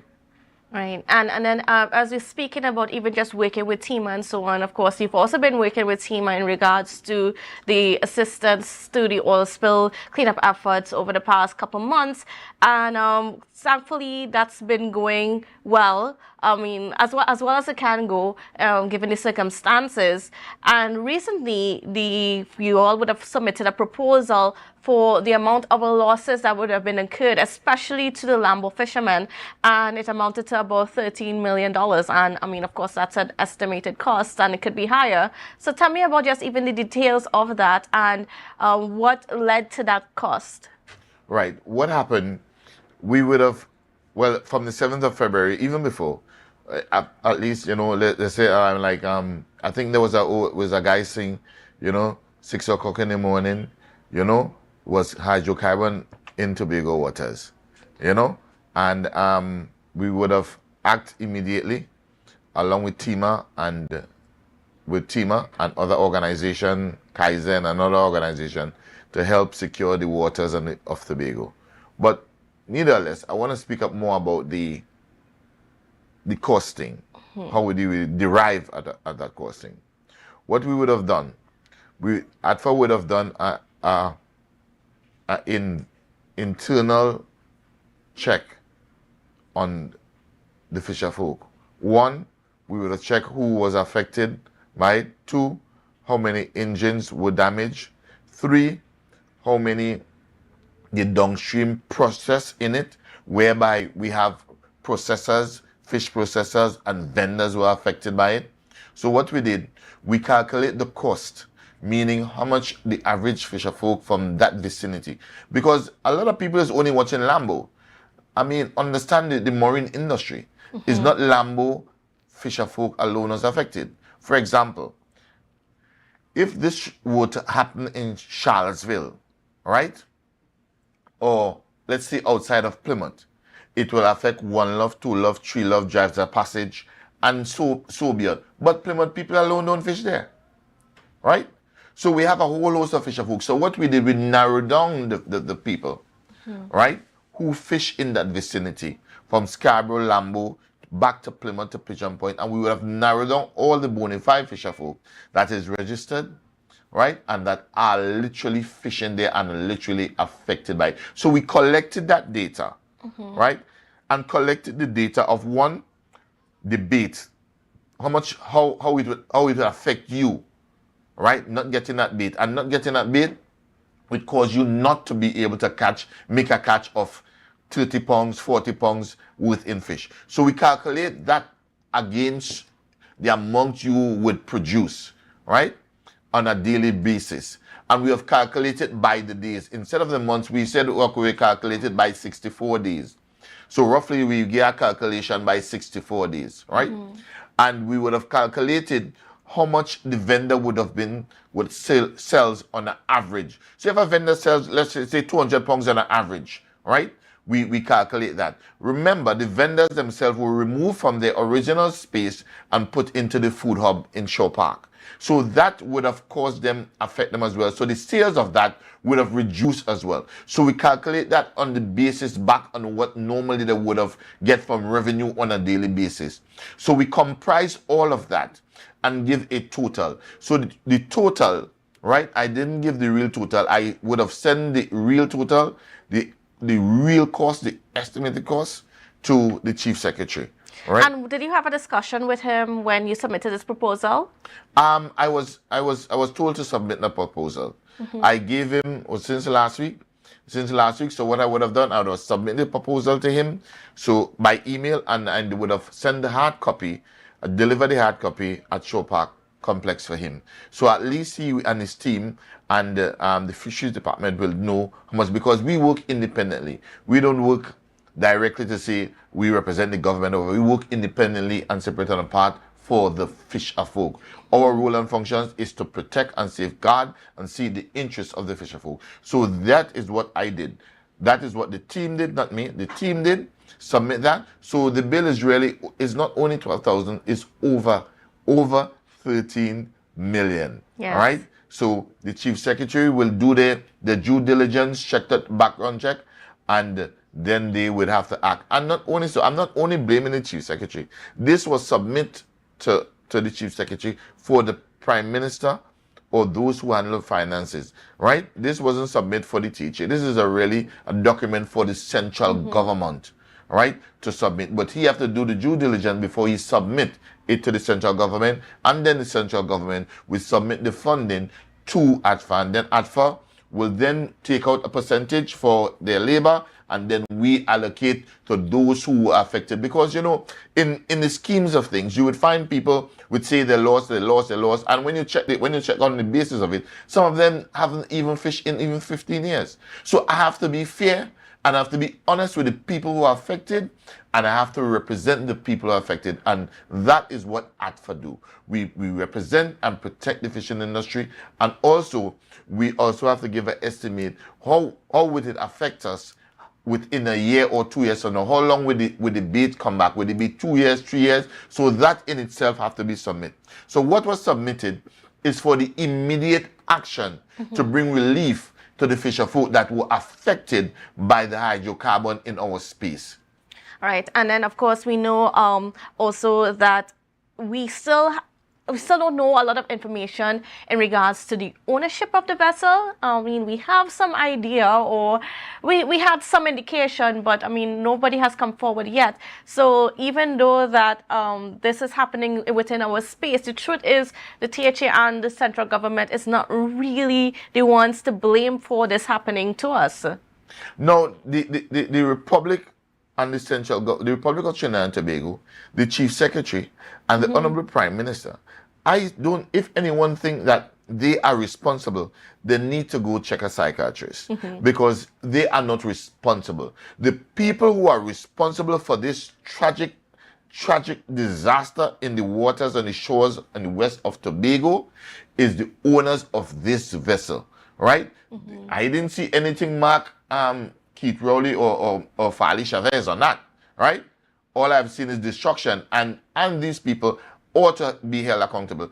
And the longer they stay to come forward to admit to this atrocity that they would have caused upon the people of Tobago and the Caribbean, right? I think they should more than throw the law at them. They should pay for every damage they cause, and they should also be thinking about jail time or stop all operations, given the fact they are reckless, careless, and irresponsible. Because if you know you are the owner of a vehicle and get into a car accident, it is your responsibility, because I don't expect you to drive the vehicle without insurance. You must have some form of insurance to cover this accident. And they haven't came forward, to my knowledge. They haven't came forward to my knowledge. No one spoke to the fisher folk, so I don't know if anybody's under the intel they would have spoken to the Minister of Energy, to Mr. Chavez, or to the Prime Minister. I don't know. But as it stands, when I'm sitting here now, no one have came forward to say, hey, I put up my hand. I claim for it, and I would respect that. I could work with that. But when the government of Trinidad and Tobago have to go and investigate, check, open all doors all in Africa, and do fingerprinting to find out where this oil comes from, and the ownership of the boat, that is really, really phenomenal and atrocious. And of course, it leaves us now with a situation where we have to respond with some immediacy in terms of compensation for those that are affected. And of course, the problem is, how do we calculate that? How do we determine that while the real persons that are responsible for it are still at large? Right, and that is what I'm saying. From my expertise, right, in the marine industry, in the fishing industry for over 35 years, we would have submit that. So we expect now the experts to have their marine specialists to say, well, here what happened. Because Candice, make no mistake, over 13 million is for the fisher folk. I haven't spoken about the hotel. Yes. I haven't spoken about the businessman who was selling the shop that the fishermen buying food from when they come from sea, right? I ain't talk about where the fishermen, the rental people who renting their homes and couldn't stay there because of that pungent scent, all right? And all of that. I haven't talked about that entire downstream Tobagonians that were affected by this. And this is something I think should be dealt with as seriously. Since the fact that we have it under control, I now believe at least by month end, some form of relief should be given to the people of Tobago, because I am just saying, the key assets of a country is the people. Is the people, and we must safeguard the people. We must be able to understand, even in Europe, in England, right? There's a law said quite clearly, they will take you from cradle to grave, meaning that they understood and understand the purpose and the value of their citizens, of their people, because we all are Trinbagonians, no matter how you look at it.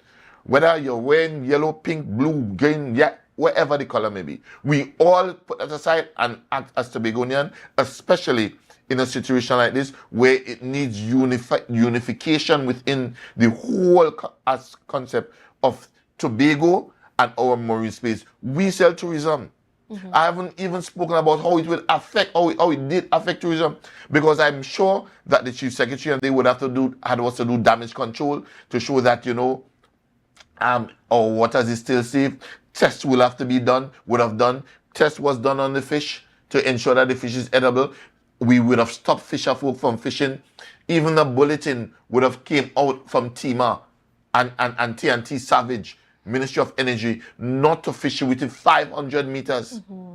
500 meters. So all that complies, right, will affect fisher folks from Scarborough, from Lambo, from Pigeon Point, from Boko, because the shallows is there. And if you look at that diameter, it's a wide diameter. So it forces men now to either do one or two things. Either you pull up and stop, or you try to go further, which most men are doing, because some of them have to go from different ports. So we have to take the government have to take all this into consideration. So the Ministry of Energy have their work to do, the Ministry of Finance have their work to do, the Prime Minister have their work to do, and the Chief Secretary who represent Tobago have their work to do. So we must be able to be well represented, hence the reason why I'm sending this plan to ensure that fisher folk, at least by month end, by this month end, be compensated at least immediately. I'm not talking immediately, and the next month we could see an injection of more, compensation or relief. Let me use the right term. Relief or grants. Grants being given out. So ADFA can then come now and start to give out grants to the fisher folk to ease them. Because I'm seeing people, I'm telling you, men boats are down. They can't fish. They can't pay their rent. I have to take money out of my pocket to help them. I have to take money from ADFA to help them to buy groceries. I appreciate the fact that the Chief Secretary and the THA would have give some fisher folks some grants, right? But how far $1,000 can take you? How far, right? School have reopened.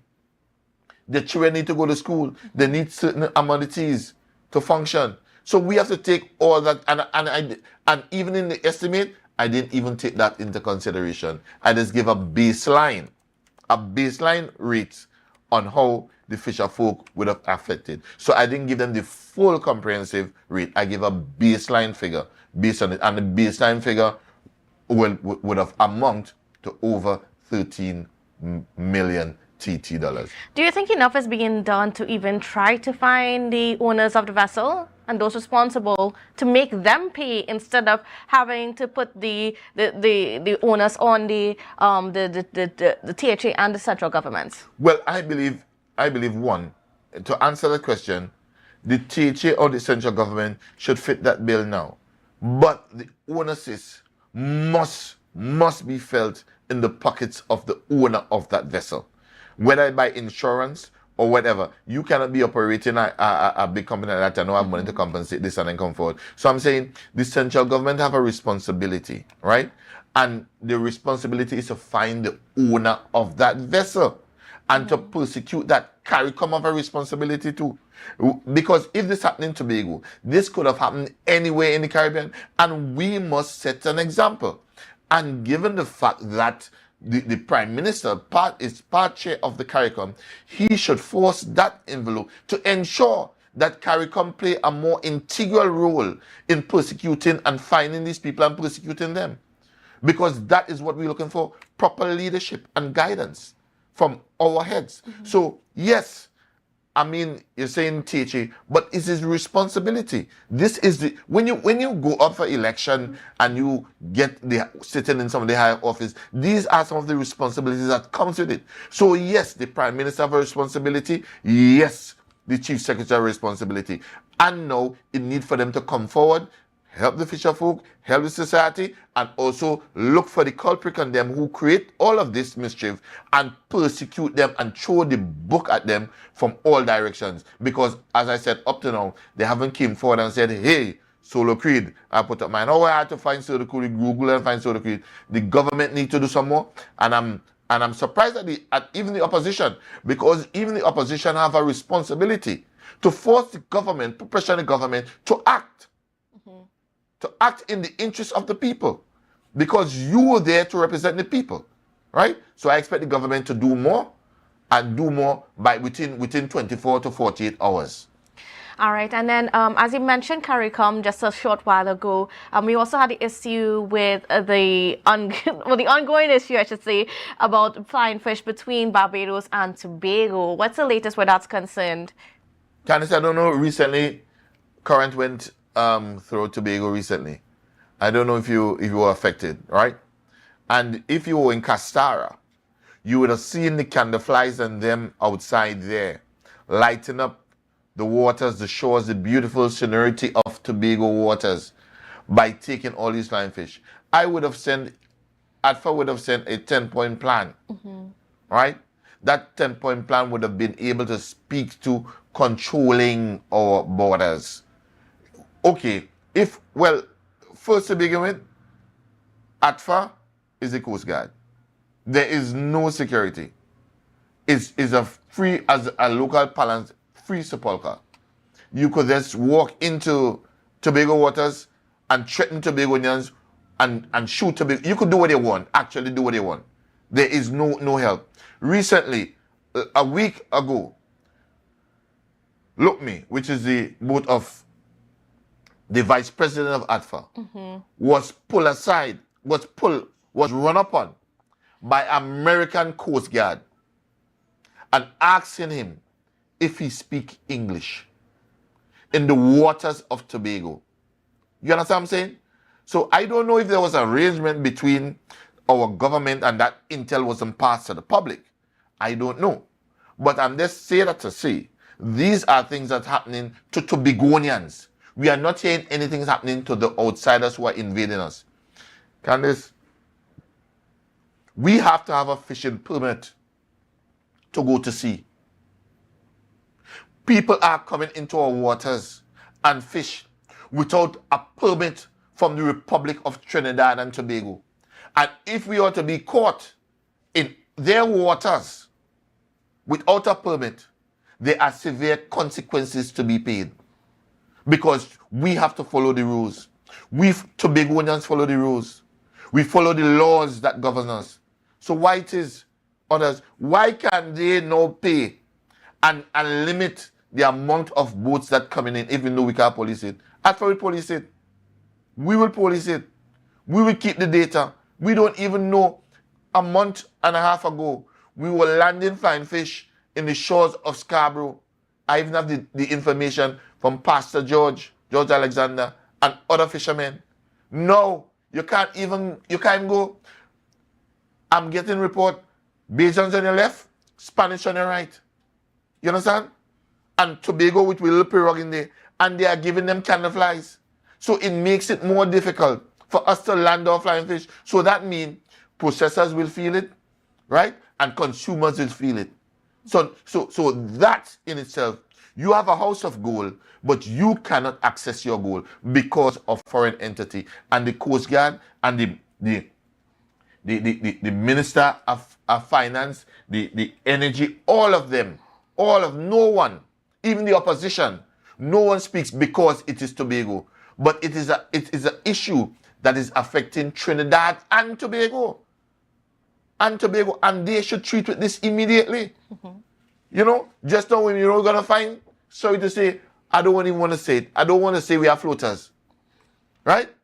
But you imagine you just going out there 3 miles, 4 miles, 5 miles, saturated with foreigners fishing in your waters. And when you call the Coast Guard, even though you get them coordinates, you're still waiting here in crickets. And we have to call Trinidad before Coast Guard could action any issues in Tobago waters. In Tobago, so if you have a problem in Tobago, you have to call Trinidad for them to say, well, okay, let's go to Tobago to deal with this. Rubbish. We need change. We are living in a changing world. And if we don't change or adapt, we're going to get left behind. Certainly. All right, well, unfortunately, we're going to have to leave things there this morning, but I want to thank you so much, Mr. Douglas, for being on with us and sharing your perspective on some of these things that are affecting the fishing community at this point in time. Candice, there is so much thing. And you know what? What is so mind-boggling to me, if the scholars and them don't understand, the fishing industry is a multi-billion-dollar industry. And we are letting that go to waste. I'm telling you, on an average, we have fishermen working. I was telling Mr. Woods, we have fishermen who average $8,000 a day, and that's selling fish wholesale. I'm not talking about resale. That's selling fish at $20 a pound. Yeah? And we have people come and take it from us right in our backyard. So why can't we just cooperate and do this together? Let's do this together. Let's do this together. The people will benefit from this is Trinidad and Tobago and also CARICOM, because then now CARICOM will be able to be paying the taxes into Trinidad and Tobago purse. So we'll have that cash flow and contribute to the GDP. We can't always study oil. Let's study food security. Let's study the people. Let's study futuristic, so we could now invest in bigger boats for the youths, instead of trying to give everybody a teacher or a government job. Fishermen are entrepreneurs. Let's graduate, let's boost, let's raise the bar. It's there. And the thing is, it's there, it's right there. We don't have to do anything more than this to just focus and achieve that goal. Certainly, and definitely a good point to leave this conversation this morning. But again, I want to thank you, and we will certainly thank you for joining us and for viewing this morning. I hope you have a safe and wonderful day in whatever you do, and we will see you again tomorrow. So bye for now. It's a brand new morning, rise up to a brand new dawning. As the passion start to rise, the energy fill the skies. I say thanks for favor. So wake up and hear me neighbor. 60,000 people strong, and the vibes is never wrong. We are beauty, we are power, we are people in the... You're viewing Tobago Updates Television, your exclusive gateway to Tobago, broadcasting the beauty of this island paradise to the world.